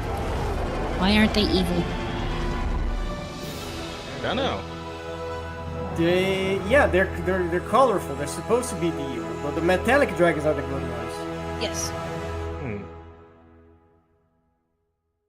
Yeah, okay. Okay, I mean, yeah, definitely went like. I mean, they epic. probably could have ended it right when it rescued the guy and flew through the air, and it would have been perfect. Yeah, agreed. I don't know. This whole like Disney sequence, it was very like Out of nowhere. different from felt the like. entire rest of the fucking trailer. Like Yeah, it the felt much world less is healing serious. bullshit we could have gone without. Yeah, it was way less serious after the dragon showed up for some reason. Just I was invested in Stone Man, and I was ready to You know watch what? him He die. should have and, you know, died. yeah, I they should have let him am die. a firm believer that the main character's death is not a bad thing. It's like It's not. a perfect closure of a story. So if Yeah. he I don't mind dies, if Especially if the he then actually- character dies, but I Yeah. do think that his rescue would have been more impactful if right after the dragon swooped in and saved him, they just ended it right there. I think that would have set the tone as opposed to going into all the colorful dragons and bullshit. Yeah, like it, like Yeah, but the split second like blur of the dragon grabbing him, and then bam, black screen. That's it. Yes, that would have been perfect. That would have Yeah. been good. Yeah, and that so, would like build up expectation and stuff. Yeah. I get where Well, you're leaves coming more from. mystery for the game. People would have been excited to find out what's going on with these dragons. Instead, now And with these stone mans, like I still Yeah, don't right? know what that fucking thing was even for. I mean, I get it's important because he was willing to die for it, and that was intriguing. But Yeah. I don't even know anymore. Whatever. I get. We don't know what it does still. Yeah. I mean, maybe if you play the game, I don't know. Anywho, we were about to talk about this. Yeah, let's talk about this one. You know, the raging culture war between, you know, hot characters and not so hot characters goes on prude Twitter characters, as it does. prude characters. Yeah, well, Concordians, we'll call them. Eh. Or- I don't know, because there is a line there where people want the character to be attractive, but they don't want it to be showing any skin too. Yeah, I mean, it's fine. I feel like Tides of Annihilation again. Bring that up again. Like that's pretty good balance. You know, characters Yeah. are very attractive, but they're not like not wearing around bikinis or anything. It's fine. I mean, I don't mind bikinis. I'll goon. I don't give a fuck. But you know, I get where most people are coming from. So it is what it is. Yeah, no, absolutely. Anyway, this is Ryan Rios, who actually created this America model, who is a God. Yeah, goddess. Yeah, I think you mean no. I think the creator is a god because the amount of porn that I've seen with this specific model is just. Mwah. I've done your research, have you? I Okay, very good much, enough. Too much very information. thoroughly, very thorough in fucking homework. Ah, man. Yeah, the sense of weight and value all thrown out at the last second. Yeah, that's the thing, right? It's like it just the trailer doesn't feel like it has like a nice, like proper end, like that, like just hits and capitalizes on all that builds up. But anywho, that aside, yeah, get back to this. Fuck, God. Yeah. So yeah, this whole thing, this artist is under attack because these people were, you know, arguing again, and one of them brought up this model, and the people started like going after the creator. They figured out who created this America model, and they started catching flack. And they made this tweet saying, recently these are people on that side of Twitter sending threats, wishing me a fate worse than death, or want to send me to a labor camp because of the fan art model of Queen America I made in 2003. Why they didn't said anything back then? I think they did, but it definitely wasn't like this vitriolic. And there's a few follow-ups here. I made Queen America model because my supporters and patrons asked for her, and the project was fun, and I'm glad everyone liked her. Yeah. Yeah. So essentially, it's just an artist, you know, coming under attack for no real reason. Again, Talk about some making people- something over 21 years ago. Someone could be born, reach the age that they could drink, and then people are getting upset because you made something 21 years ago. Yeah. That absolutely is a thing. Like people like get upset when they found out about this. Like as Jess said, they probably brought this up in a recent discussion, and then more people got to see this because of this, the attention that that discussion led to, and obviously they fucking the so-called warriors of justice trying to tell people to kill themselves. It's great. We love to see it. Yeah. These high moral people that just want the horrible things to happen to those that they don't like. Yeah, it's so fucking stupid. When you're dealing with moral purity cults, that's the kind of thing you're fucking, gonna be dealing with. I fucking hate these. Like, let people enjoy doing stuff for themselves, right? True. Like you're entitled to have your opinion. You may not like this, right? Like I understand there's a lot of people that don't like this because yes, it's very stylized. Real women don't look like this, and well, some real women do. No, yeah, very few, yeah. But like, it's. Well, I mean, we don't have the exact numbers on that one, Asta, but I mean, here in the U.S., that might be true. That's not my point. That's not my fucking point. My point is not if this is fucking real or not. My point is. Sorry. Go ahead. People have the right to not like something. What they don't have a right to is to tell other people if they should or should not like that thing, based on their opinions and on their fucking morals. Right. Correct. I mean, it's fucking stupid. Yeah, I mean, up to a certain point, I'd say opinions and such are, serviceable, right? And I feel like, I don't know if we're both thinking back to my own last Spark Notes a little bit here. But I believe, while you can voice opinions and feel however you want to feel, like death threats and all that shit is just way over the top. It's too much. It's too much. Yeah. Yeah, you shouldn't be harassing people, and you shouldn't be telling them to kill themselves for any reason. Yeah. And I certainly wouldn't be doing anything like that, so. Nothing. Too much. Nothing justifies that sort of, like, harassment, right? Especially not 21 years after the fact. What the fuck? Well, not 2003, 2023. Oh, okay. That makes more sense. This is just 2 years ago. Yeah. That's a little better. 21 years there's ago. No way somebody was making shit like this 20 years ago. There's no I fucking wouldn't way. put bets on that. I bet someone would. Well, I mean, yes, somebody would make something like this, but it wouldn't look like this. There's no way it would look this fucking, like, clean, right? They didn't have models like this in fucking 2003. Ain't no way. I don't know. I wasn't watching a lot of porn when I was 5. Fair enough. No, I just mean like the fidelity of the 3D on display here. Like, this is a really nicely crafted 3D model. Yeah, no, like, I don't think they were there with 3D modeling at that point in time. Yeah. Right. Although then again, The Incredibles come out? Is that good question? 2003. Yeah, but that's also like. I mean, there was some limited use cases where they would be able to get this kind of fidelity. Yeah, but this is like one dude like working on his own rig at home, right? So yeah. One very would have been hard in 2003. Yeah. Look very at fucking detail. Holy like the fucking shit. Yeah, like the hair is just immaculately crafted. All the like little golden accessories are just like unbelievably on point. Like just it's unbelievable. Yeah. I'm trying very hard to not make any direct comments on the body here, obviously, but you get what I'm trying to say here. Yeah, no, absolutely. Anyway, so that ended up being a whole. You're saying she's hot. It's okay. Yeah, she is. Another thing that I think it's a lot of it's a big problem in the internet is that people don't know like nuance, right? Oh, right. And then they see something like this and you just treat it as the guy who's like the worst person in the world, and he's like, I don't know, fucking abusing other people and shit like that. You know, there's about 1 million porn artists on Twitter making all kinds of lewd shit, but people don't go down their throats every day. So yeah, absolutely. So it's really the idiocy of Twitter of just blowing everything out of proportion, like treating everything as the end of the world, and like if you support this or if you like this, you're fucking the worst kind of person. You fucking support the porn industry and all of the bad thing that happened to it, and it's fucking like erotic art existed forever, and people are always gonna make more of that. Like, yes, we can agree that the porn industry is bad. Like, no one. To some degree, no one's a fucking child. We know that abuse and stuff like that happens.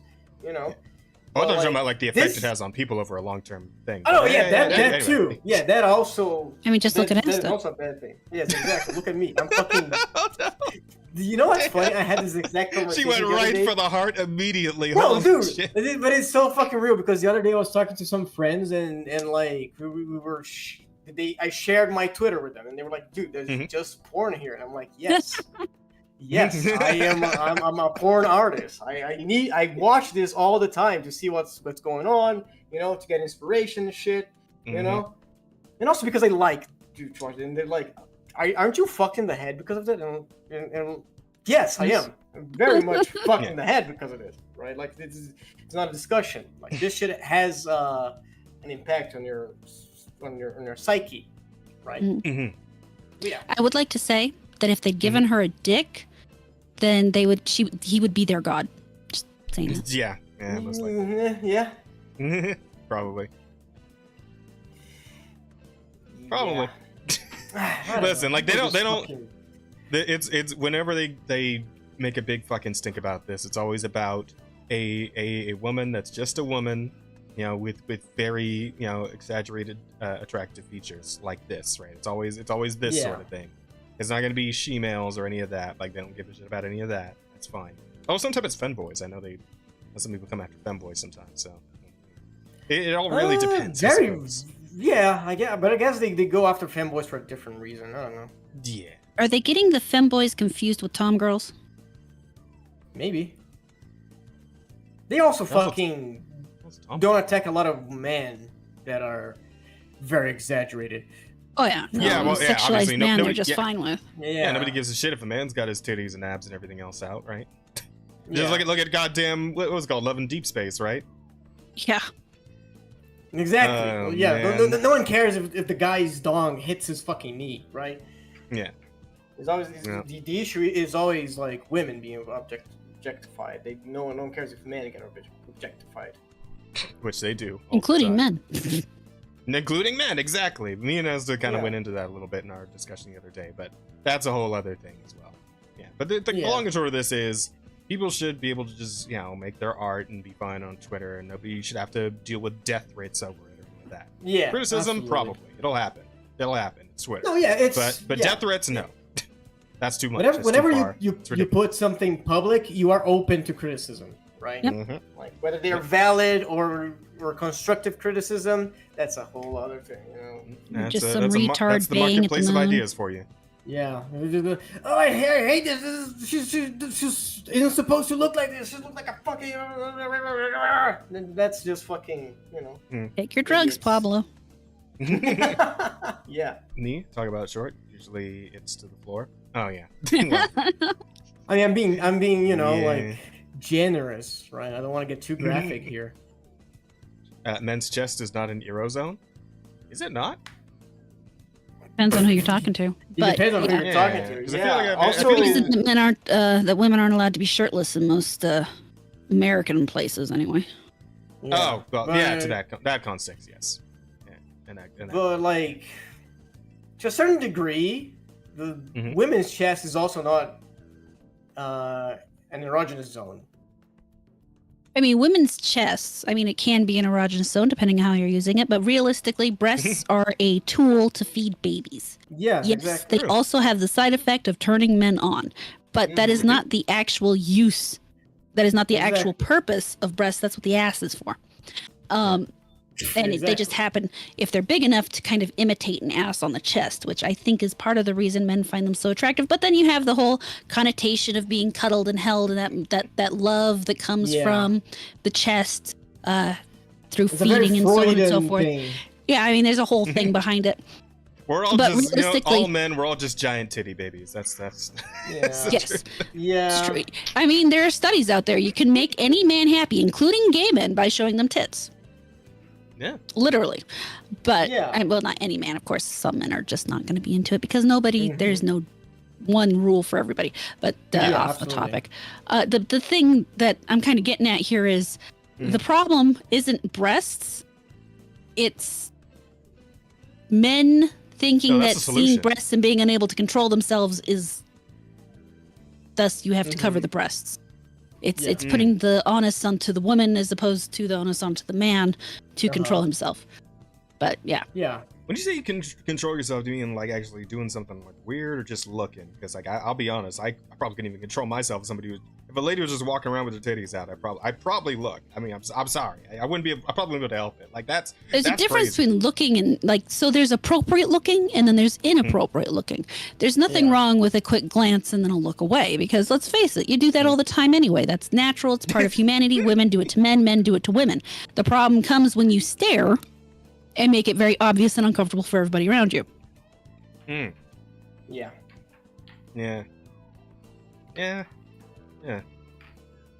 I don't know. We don't.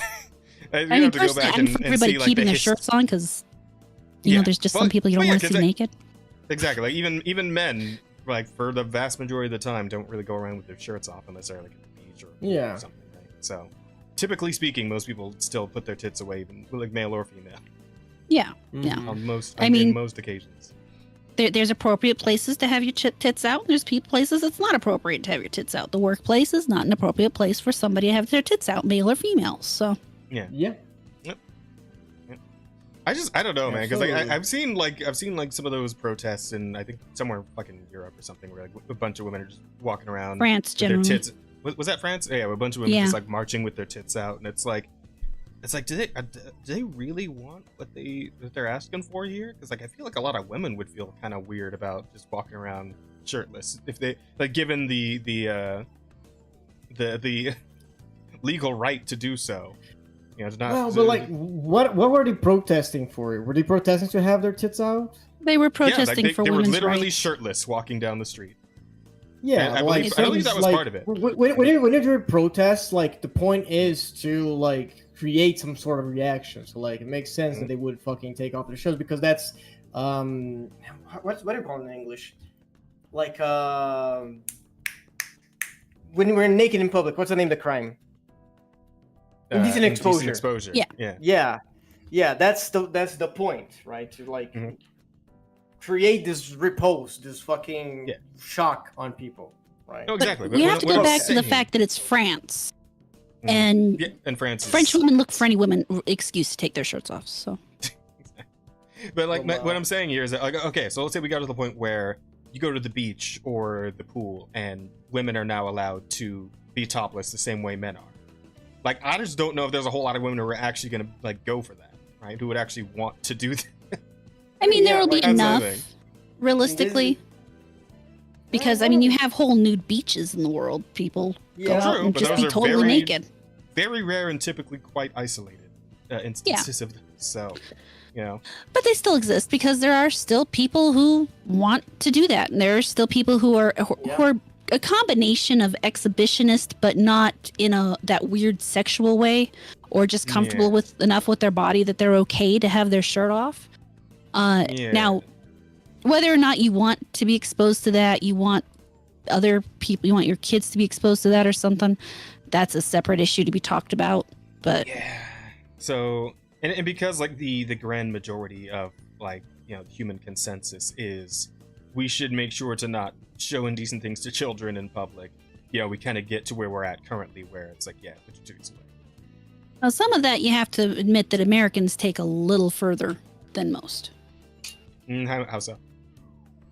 Oh, well, I mean, a lot of other countries just don't have the same kind of aversion to nakedness that Americans do specifically. You have literal TV broadcasts where the women are shirtless in other countries.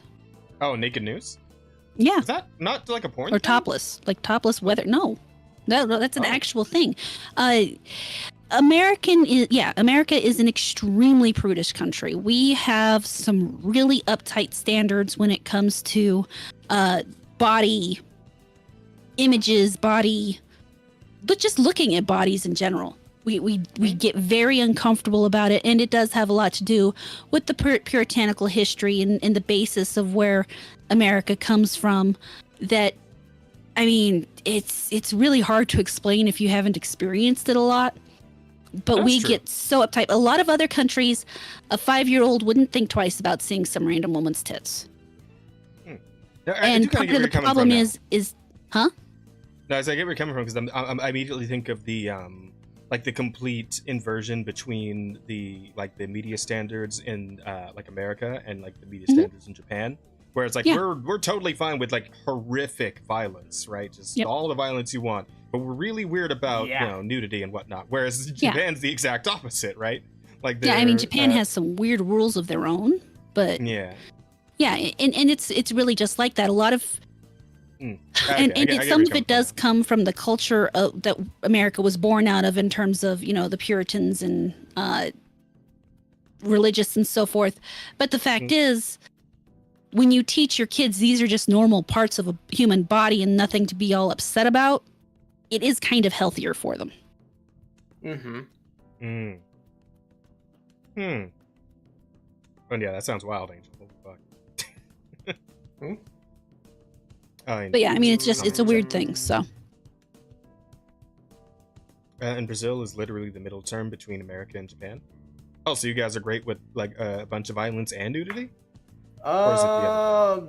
Yes. Depends on the context, right? Like, we have a lot of... We're very comfortable with nudity because we're a fucking tropical country. There's a bunch of beaches, so like seeing a girl shaking her ass in a thong is very common.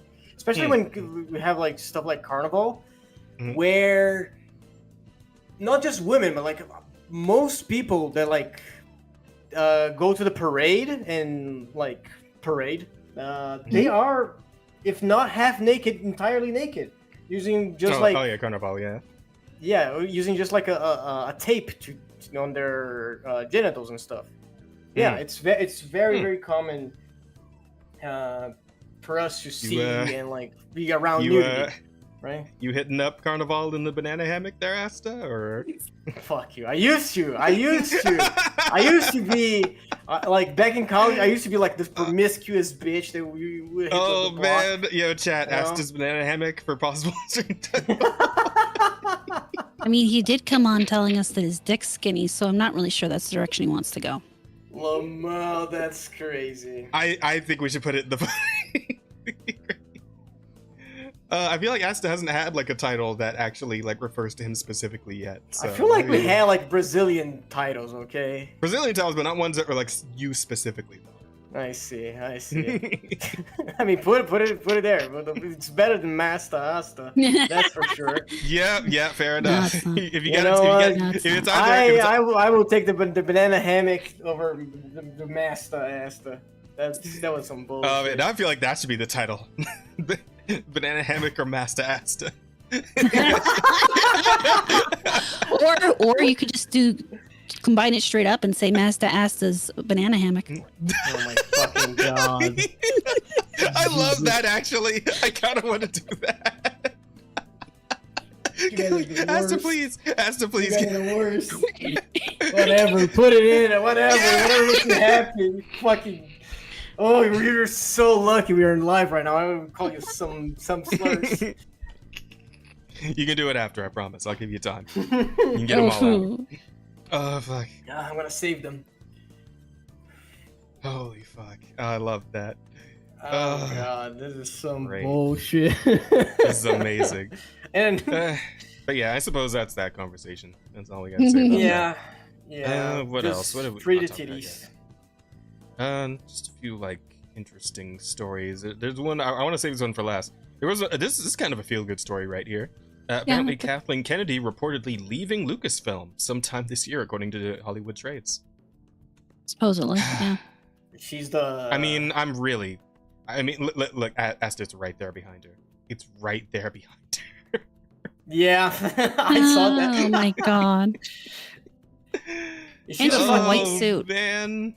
Yeah, she's the writer. I thought the writer was like. Well, no, she's not the writer. She's the one like in charge of all of Lucasfilm. The CEO or whatever. Yeah, CEO of Lucasfilm. CEO. So every decision that Lucasfilm has put out has gone through her specifically. Okay. So she can be blamed for the acolyte, absolutely. Not the only one, obviously, but she can be blamed for it. Yeah. Okay. For letting it happen in the first place. I mean, that is a good. I can't remember the name of the actual writer for the acolyte. I already forgot her name. I think my brain might have just deleted it. Out of self-defense. Anyway, after more than a decade at the helm of Lucasfilm, Kathleen Kennedy is reportedly preparing to retire leaving Lucasfilm by the end of 2025, according to a recent report by Puck with the Hollywood Reporter, soon following suit. While rumors of a departure have circulated for years, this time it appears to be more than just fan speculation. Yet as fans rejoice over the potential end of what many view as a disastrous tenure, there's a harsh truth that must be acknowledged. Kathleen Kennedy may be leaving Lucasfilm, but the damage she inflicted on Star Wars will linger for years to come. Yes, it will. We're not living down the Acolyte anytime soon. Yeah, no, we're that not. shit sticks to you. Like shit, actually, pretty much. Oy vey. But Disney purchased Lucasfilm in 2012 for $4 billion. God damn. Star Wars was the most valuable and evergreen franchise in cinematic history. It had defined generations, inspired countless stories, and built a cultural legacy that seemed unshakable.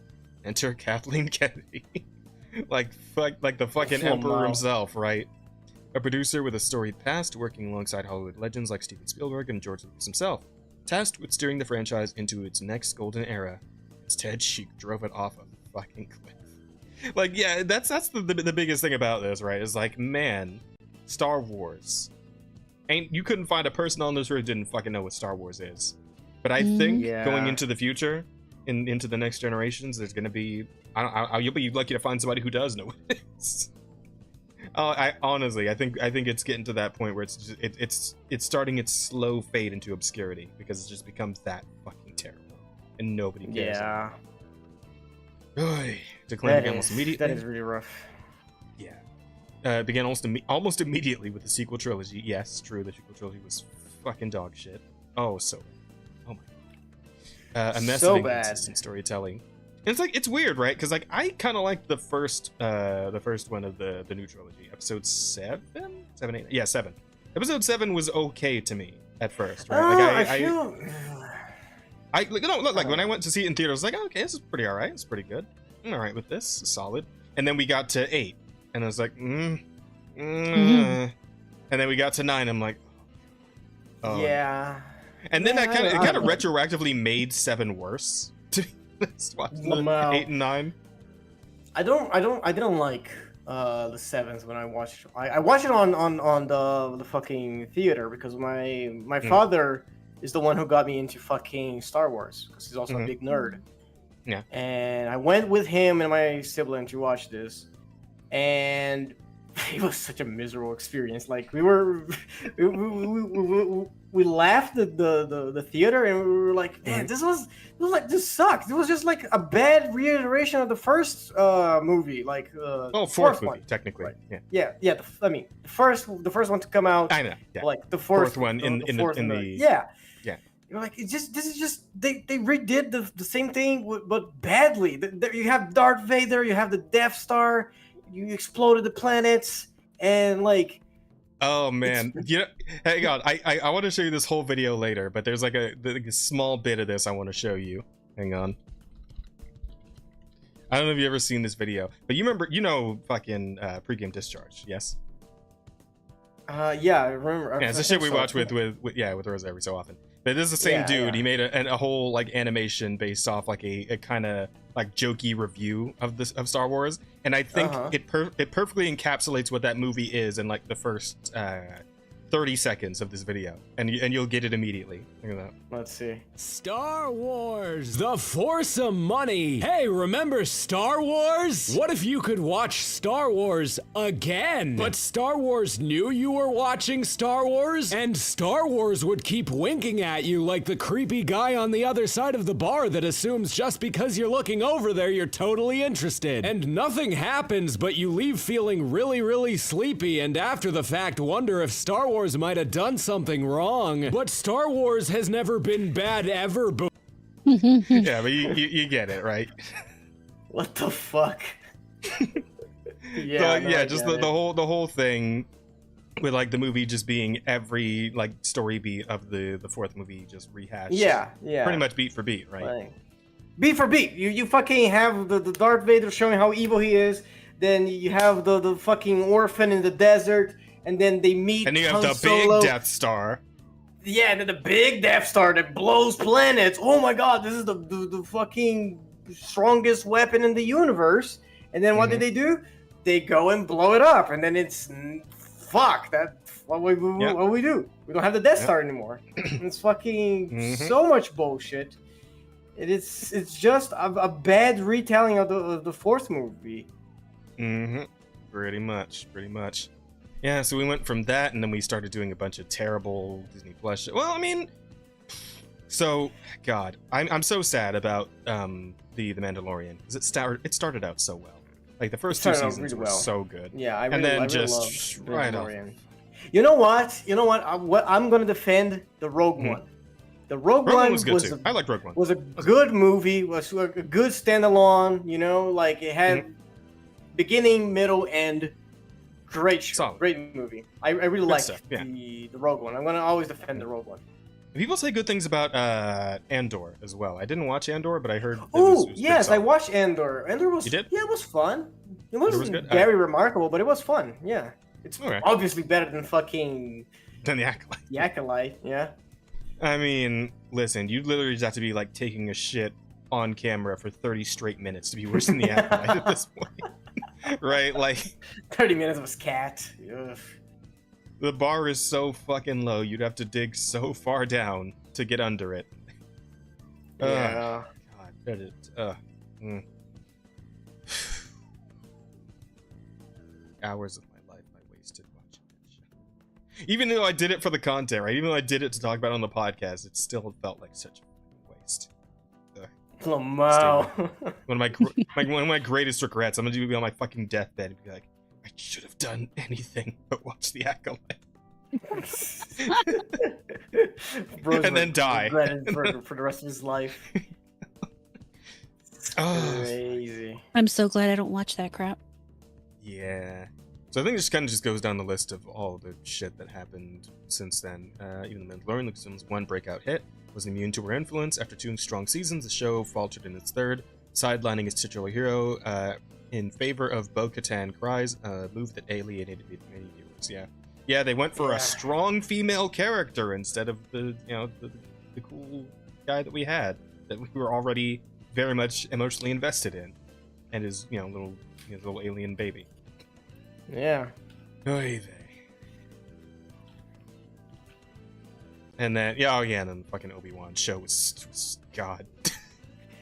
I'm so sad about the Obi-Wan show because it had everything.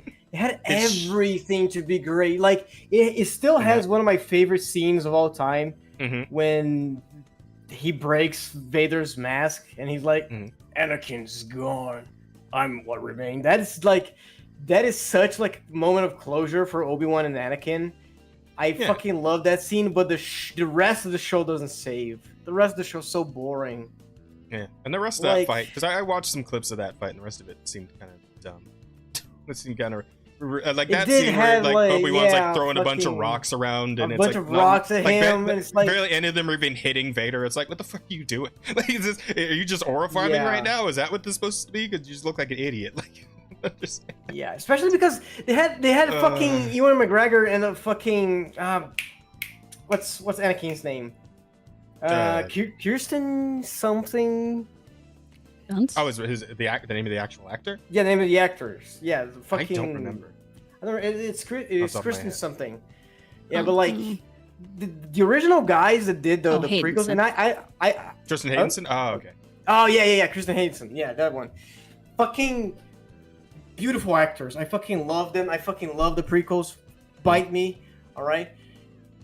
Yeah, I mean the fights was so underwhelming because they're supposed to have like the cool fucking fight sequence that they had in the prequels, like the fucking Mustafar, yeah, the fucking fights were so good.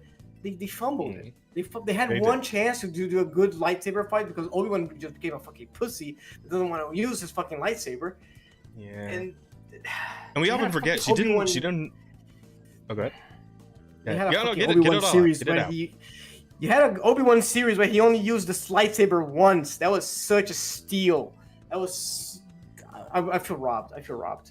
And we can't forget that actually wasn't the only like franchise that she fucked up, because she also made Indiana Jones. The Dial of Destiny, man, or the Dial of Dysentery, as most people call it these days. But that was also a colossal fuck up on their part. And again, the girl bossing, strong women bullshit. You know, it's all, yeah, it's all like most of these shows and movies were fucked up by like the same angle, right? And it's like you sidelined the male characters everyone actually loved. You tried to fill their roles with, you know, some obnoxious female character, and it's like, you can do strong female characters. We've been over this conversation specifically, we've been over many times. But if you're trying to shoehorn them into a slot that was already filled by a male character that people loved already, this is not a good look. It doesn't work. Yeah, doesn't fucking work. Like, make an original thing if you want to do all that strong women stuff, and make it a compelling character to carry it. But like, don't just fucking, God, like, how many times do you have to make the same fuck up before it becomes apparent that it doesn't work? Apparently, a couple $1 billion worth. Yeah, and hey, we might finally be seeing the end of it at this point, right? Again, it's still a rumor, but it does seem a more substantiated one this time around. So hopefully, this will actually be the end of the era of Kathleen Kennedy.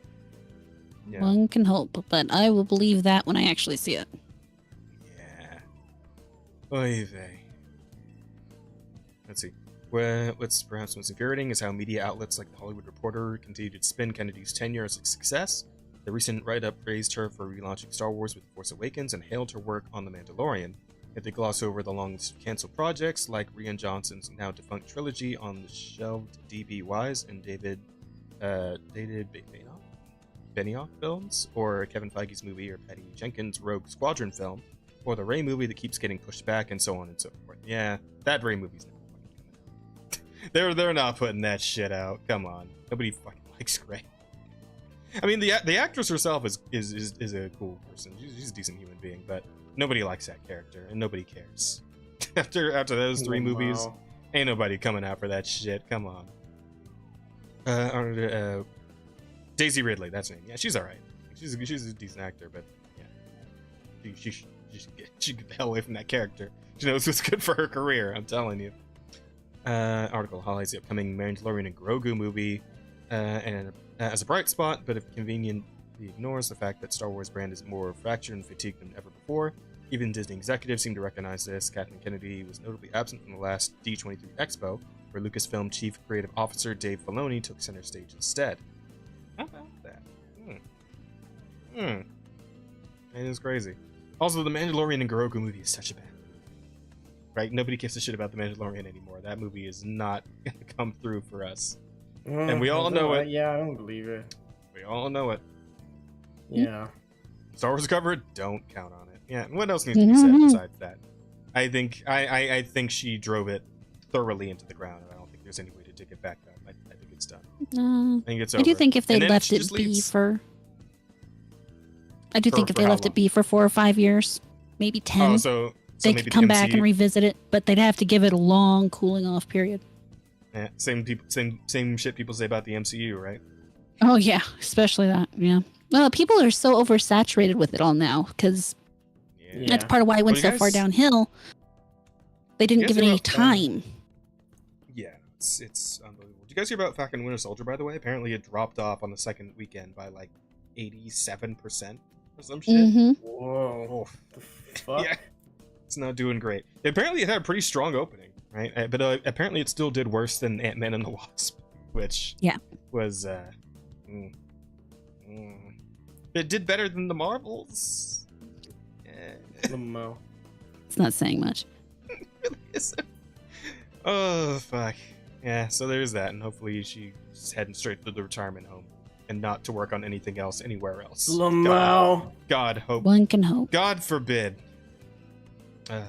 Okay, but yeah, that's enough about her. I do have one funny last story for you guys. So, you guys know about One Piece, right? And I bet you fucking thought that Luffy could never be ballin'. As a matter of fact, I have no idea what's going on here. A limited edition t-shirt for the upcoming One Piece X Lakers game night collab has been revealed, and Luffy is ballin'.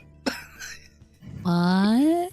Hey, it's the whole Straw Hat crew, bro. This is fucking amazing. I'm a new level of confused. You know? You know me, I'm not a big fan of the fucking rubber pirate, but this looks cool. Does he have the afro? Yeah. Brooke's in there. He's right there. He's got the fro going. Special. I love it. This is amazing. This. I mean, I'm just imagining, man. He finally finds the One Piece, and it's just like the fucking. It's just like the basketball from Space Jam with like all the players' energy inside it, right? Bruh.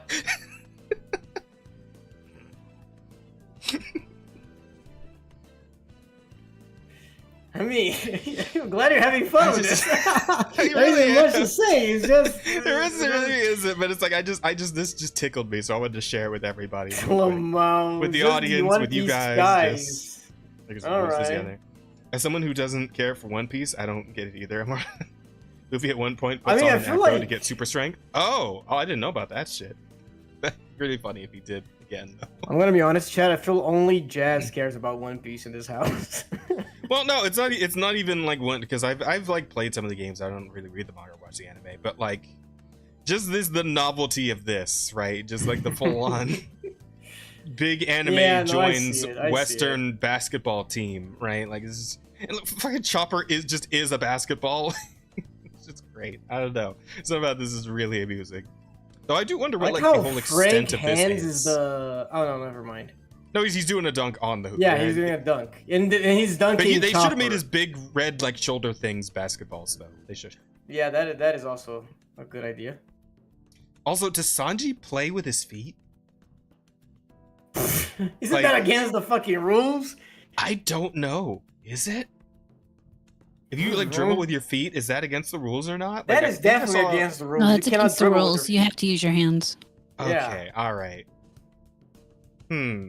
Also, I just want to point out that Sanji has leg hair. Okay. Yeah, he does. He does have leg hair. Yeah, no one else has. Like. Yeah, not Zoro even Zoro. Zoro shaves his legs. I have a question. Why are we looking so closely at their legs?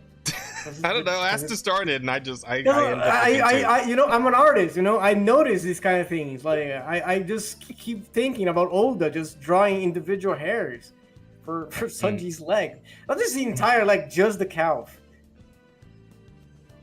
Okay. I'm not sure.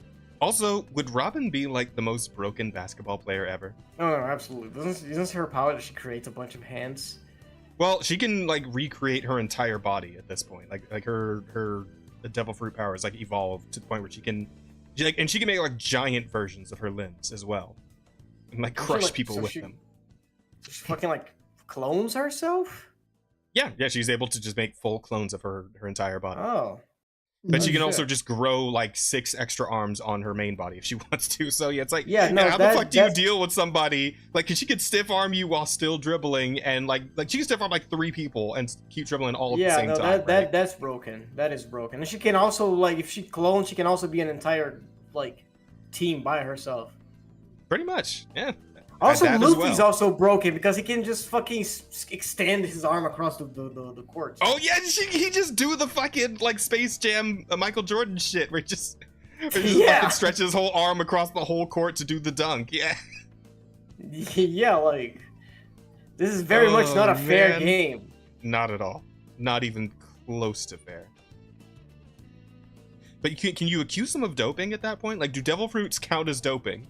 Depends on the league you're in. That's a title too. Is devil fruits a doping?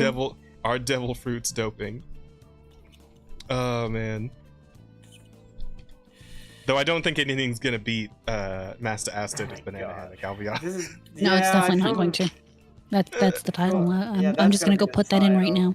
We don't even need to do the fucking poll. I know chat's gonna fuck me over that. Like. Okay. All right.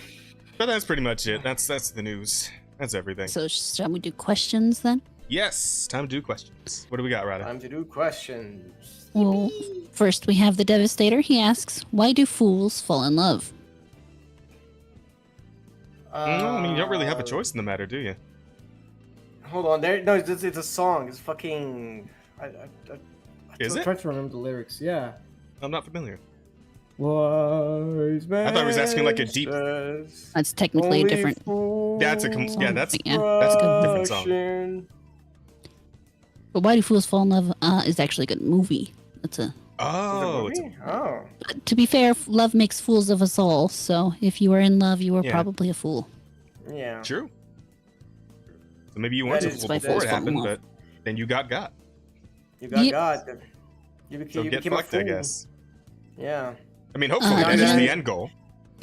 Now you're gonna have to do. Now you're gonna have to do all these idiot shit like holding hands and fucking, cuddling, all the disgusting thing that idiots do.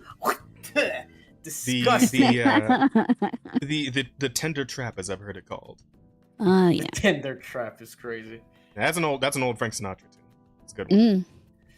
Anywho, Young yeah, KG asks, Asta, who do you think is thicker, Jane Doe or Evelyn?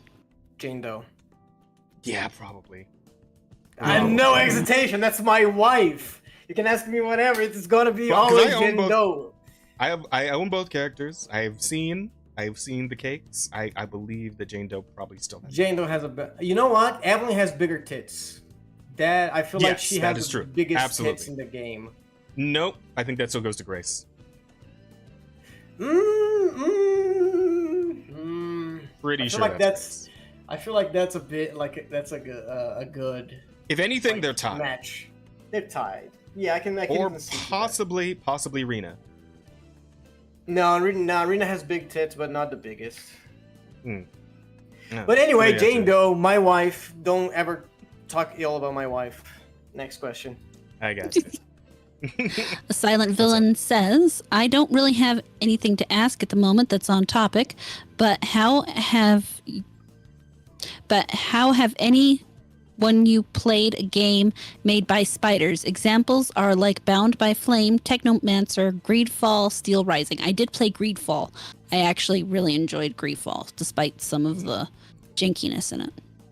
That was just a string of words. I understood. Well, no, nothing the of list of sentence. games. I'm sorry, could you go over just the list of games at the end there one more time? Bound by Flame, Mhm. Technomancer, Mhm. Greedfall, and Steel Rising. I feel like I I've haven't played definitely any of heard of those. most of these, but I don't think I've actually played any of them. I've only heard of Greedfall, and I did play Greedfall. I'm played actually it. You disappointed like- about what the sequel's looking like. Oh, I'm sorry. I'm used to it by now. Can't have shit anymore, right? Yeah, exactly. Nope. It's like so Well, so no. many series have been ruined. It's like, well, there goes another one. Well, Yeah, moving on. yeah, pretty much. Jazz, did you see my comment about Honkai already having an account boost system for pulled characters and specific weapons? With this info, why do you think Star Rail will be over when that HI third is doing okay? Is that Honkai Third. really? Oh, Well, I mean, okay. here again, we've been over this. Like the Dick Eaters will stick around for anything. Again, people still play Genshin when fucking Wuthering Waves exists. So, there's Yeah. some people who are just they're loyal to death, to literal death. But yeah. Also, nah, I Honkai just- the Third exists, but like, how is it doing? Because it's Mhm. I don't know. always ranking the lowest in Hoyo sales. Like, it's always like well, it is also it's the always, oldest of obviously like Genshin, and then you have then Zenless and Honkai Star Rail usually switch, but Honkai Third is alive, but barely. Yeah, You know? I mean, it is what it is with Honkai. I haven't played it in a good long time, to be honest, so I couldn't say. But as far as there being stuff like that in the game already, I honestly wasn't aware. Like, I keep up with it still. I mean, I'm not I'm not like every day on it, but I do keep up with it. And I feel like this is my first time hearing about something like this specifically.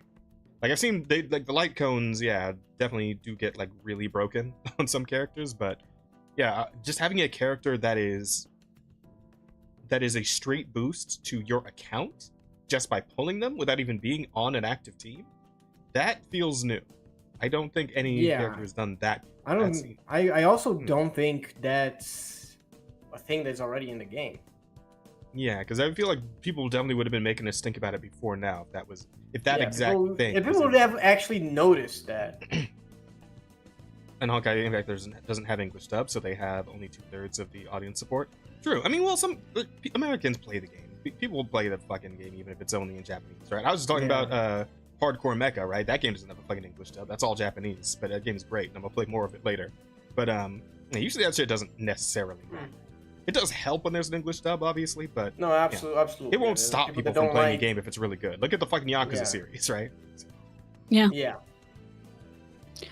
NDA 8666 says, Asta, since you're joining the slave trade, why are you just selling black people? All of my Muslim contacts say blue-eyed blonde women are still bringing in a premium. You gotta expand your human trafficking ring, Asta. That's you gotta broaden your human trafficking horizons. I hate it here. I'm regretting allowing you to use that title. You know. NDA asks again, Asta, is it true that a lot of those carnival performers are actually dudes dressed as women, trans or otherwise? I don't know. I'm not a fucking specter of the fucking people that parade. You know how many of them there are? Probably a fuck ton. It's the biggest party in the world, right? So. Yeah. I don't fucking know, dude. Yeah, hell if I know. I don't know either. I mean, would it matter? They're all hot. Shut up. Enjoy the show. I don't know. I've never really like watched because I know they also like televise it, but I never actually like sat down and properly watched the carnival parades and shit. No, it's fun. Like there's a lot most of stuff come is like watching costumes. Oh my god. Yeah, the animated movie Rio is probably the coolest stuff come to actually watch it. I mean, I've seen like little clips of it here and there on like something completely unrelated. I mean, but to be fair, most of the time I don't watch it entirely. I just put on the TV and then like, oh, okay. I mean, it's pretty standard fare for you, right? Because it's like an every year thing that happens in. No, yeah, it happens every year, but I don't watch it every year. You know. Okay. Yeah, it's just part of your life. So I would like to at least experience it in person once, though. I would like to visit Brazil and actually see Carnival, like watch the parade from the sidelines or whatever, you know. Oh God, good luck. Oh, is it like really hard to actually get like a? Do you have to get like a ticket or like? Yeah, you gotta get a ticket to get like on the seats, right? Like it's a parade, and then there's like it's like a stadium in a line. It's a Macy's parade. Right? Oh yeah, fair enough. And yeah, it's kind of hard to get a ticket there. They're crazy expensive. They're very limited because every fucking tourist wants to see that shit. Yeah, and a bunch of Brazilians also love seeing that shit. So it's very hard to be there. You could probably like if you come to Brazil, I will take you to like a block. It's just like the parties that are like local, and you can experience Carnival firsthand. All right, sounds good. I'm down. And don't worry, I'll leave you some bitches. Yeah.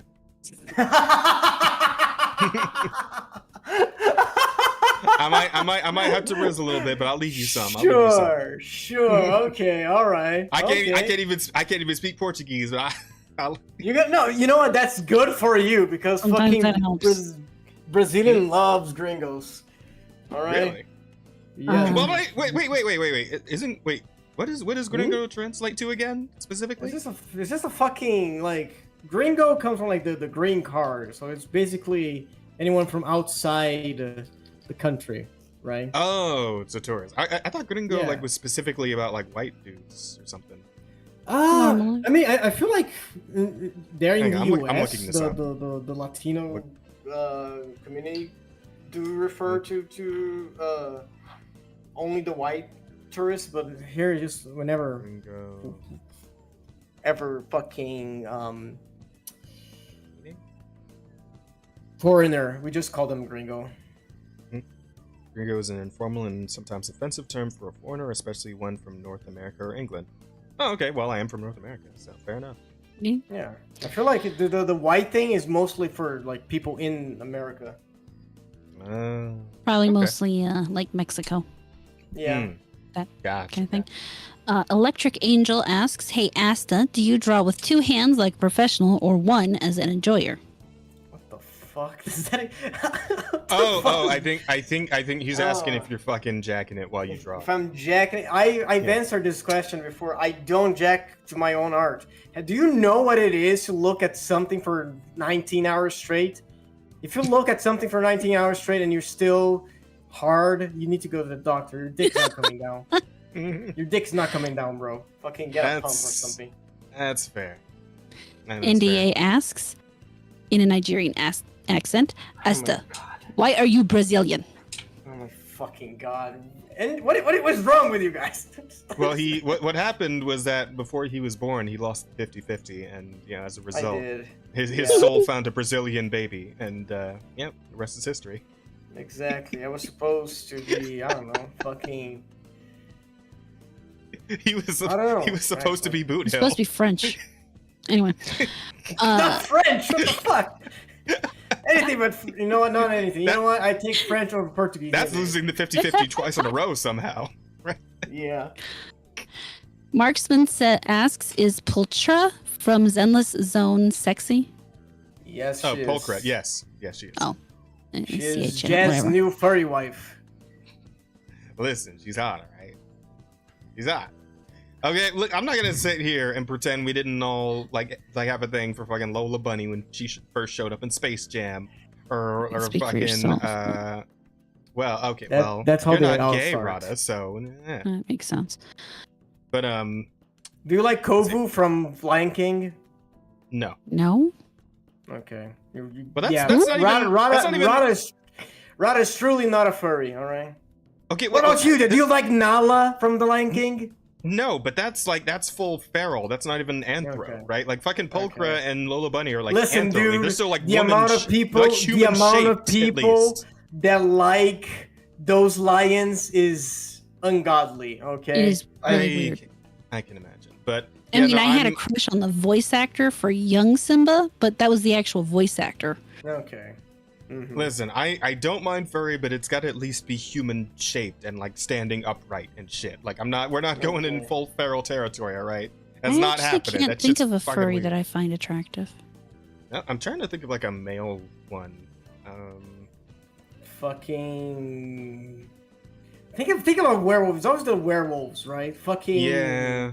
The wolf from Puss in Boots, though. I know a lot of like weeb girls are okay. into fucking Legoshi from Beast. Yeah, Legoshi, Lycon from Star Rail. True. Lycon gets. It's a lot always of the wolves. Bitches love wolves. Okay. They do. Anyway. Whatever. Yeah, is again fucking what's his name? The fox from Zootopia. No. Yeah. No. Yeah, some people are into him. Yeah. That's fucking weird. Yeah, it's strange. I mean, to each their own, I guess. But I mean, that's.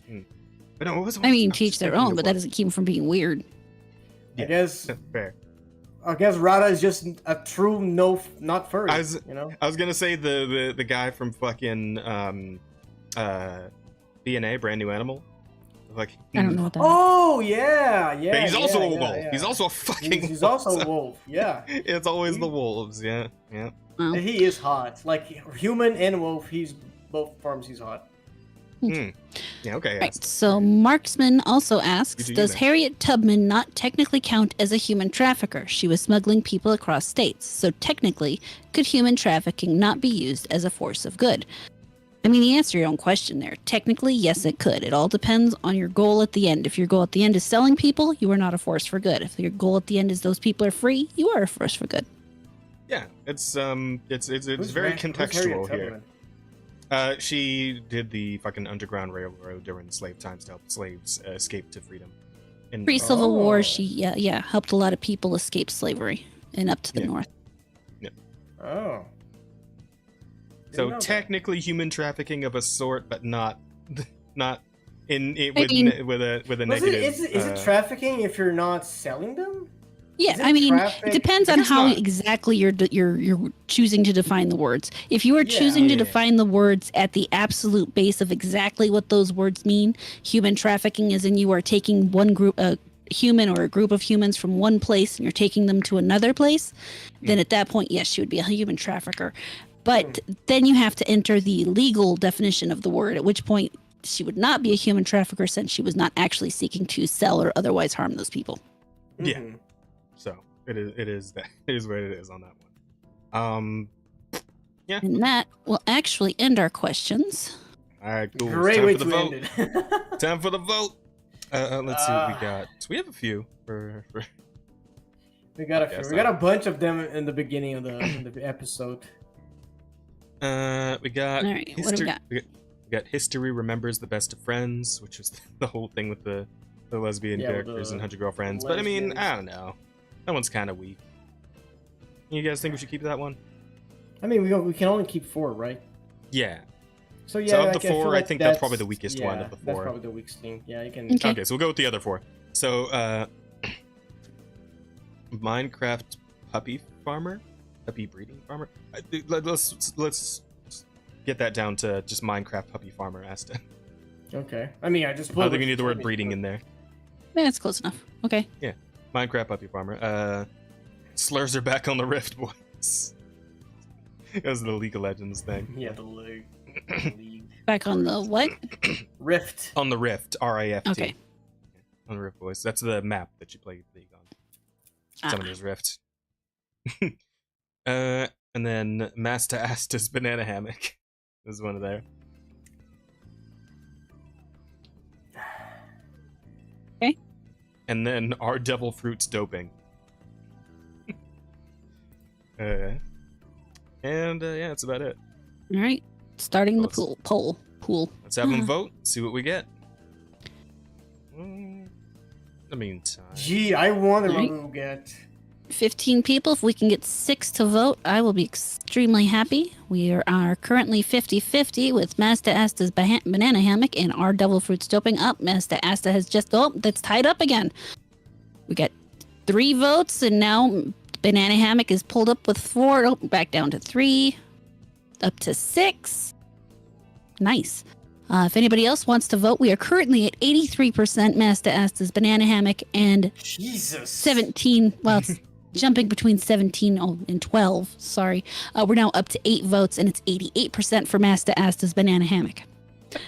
If anybody would like to continue piling on that, we would love to see it. Christ, guys. Also, while you're voting, if you would take a moment and please like the stream to help, get us out there where people can see us. So we can get a few more friends in here to help us torture whoever happens to be on the show with Jazz and I, be it Asta or whoever our other every other week guest is. So just bring in Rosa. Yeah, it's an option. But... Sorry, yes, I tried. I appreciate your attempt. It's a landslide, is it? Yeah, 9 votes. 89% to 11%. Masta Asta's Banana Hammock. All right. Usually I like to stall for time to give people time to get the votes in, but I think it's a wrap, Asta. That's already 9 out of 15. The Banana Hammock was 1. Yeah. Masta Asta's Banana Hammock it is. So. Oh my fucking god. I will go plug that in where it belongs. All right, everybody. Shall we tell the people about the things we're doing that they can look forward to before we wrap up here? Yeah, make Asta, Asta why don't go you tell them first. about the art you draw? Yes, go follow me on Twitter, Blue Sky, PixieV, Newgrounds, VGen, whatever you use to see art. I do art. I do lots of arts. I've been doing a lot of stuff recently. A lot of work, a lot of commission. Posted a couple sketches recently. I posted one for Valentine's, posted for Jane Doe's birthday, and I posted one for Himeno recently. What's the sorry, what's the over under on a new art piece of Asta and the Banana? Coming out like no, you know what? No, the hammock and put a fucking bandana on. Just go full on Ricardo Milos with it. $200. Pay me $200 and I'll draw that. You know what? Next time he's on, I'm I gonna made make a that pay you goal. 40 for the last 2 arts you did. I need to send that. Huh? I do owe you 40 for the last 2 shit. 15. No, not 15. 30. 15 for each. 40. That's 30. Not 40. You fucking 40. bitch. Here's 40. See, that's how you know you have a good friend. He didn't overcharge you. I did not overcharge him, but it's still But I will overpay him. Yeah, what he's he's still asking. overpaying me, So it's a good friendship from both sides, As you could draw yourself in the hammock. No, please don't do that. Don't do Asta, you and I are gonna have problems if you fucking do that. I'm gonna be real with you right now, bro. I'll be real with you. Don't you fucking do that. That's not going to be okay. I don't want to see it. That's all. That's the only thing I care about. That is not going to be okay with me, Asta. I'm telling you. What I if do not consent. What if I charge $1,000 and give you 500? Shit. He's thinking about it. He's thinking about it. Shit. For 500, I might. Well, now we know the price of jazz. Listen. I try to be pegged by Asta, but $500 is $500. All right. Shit.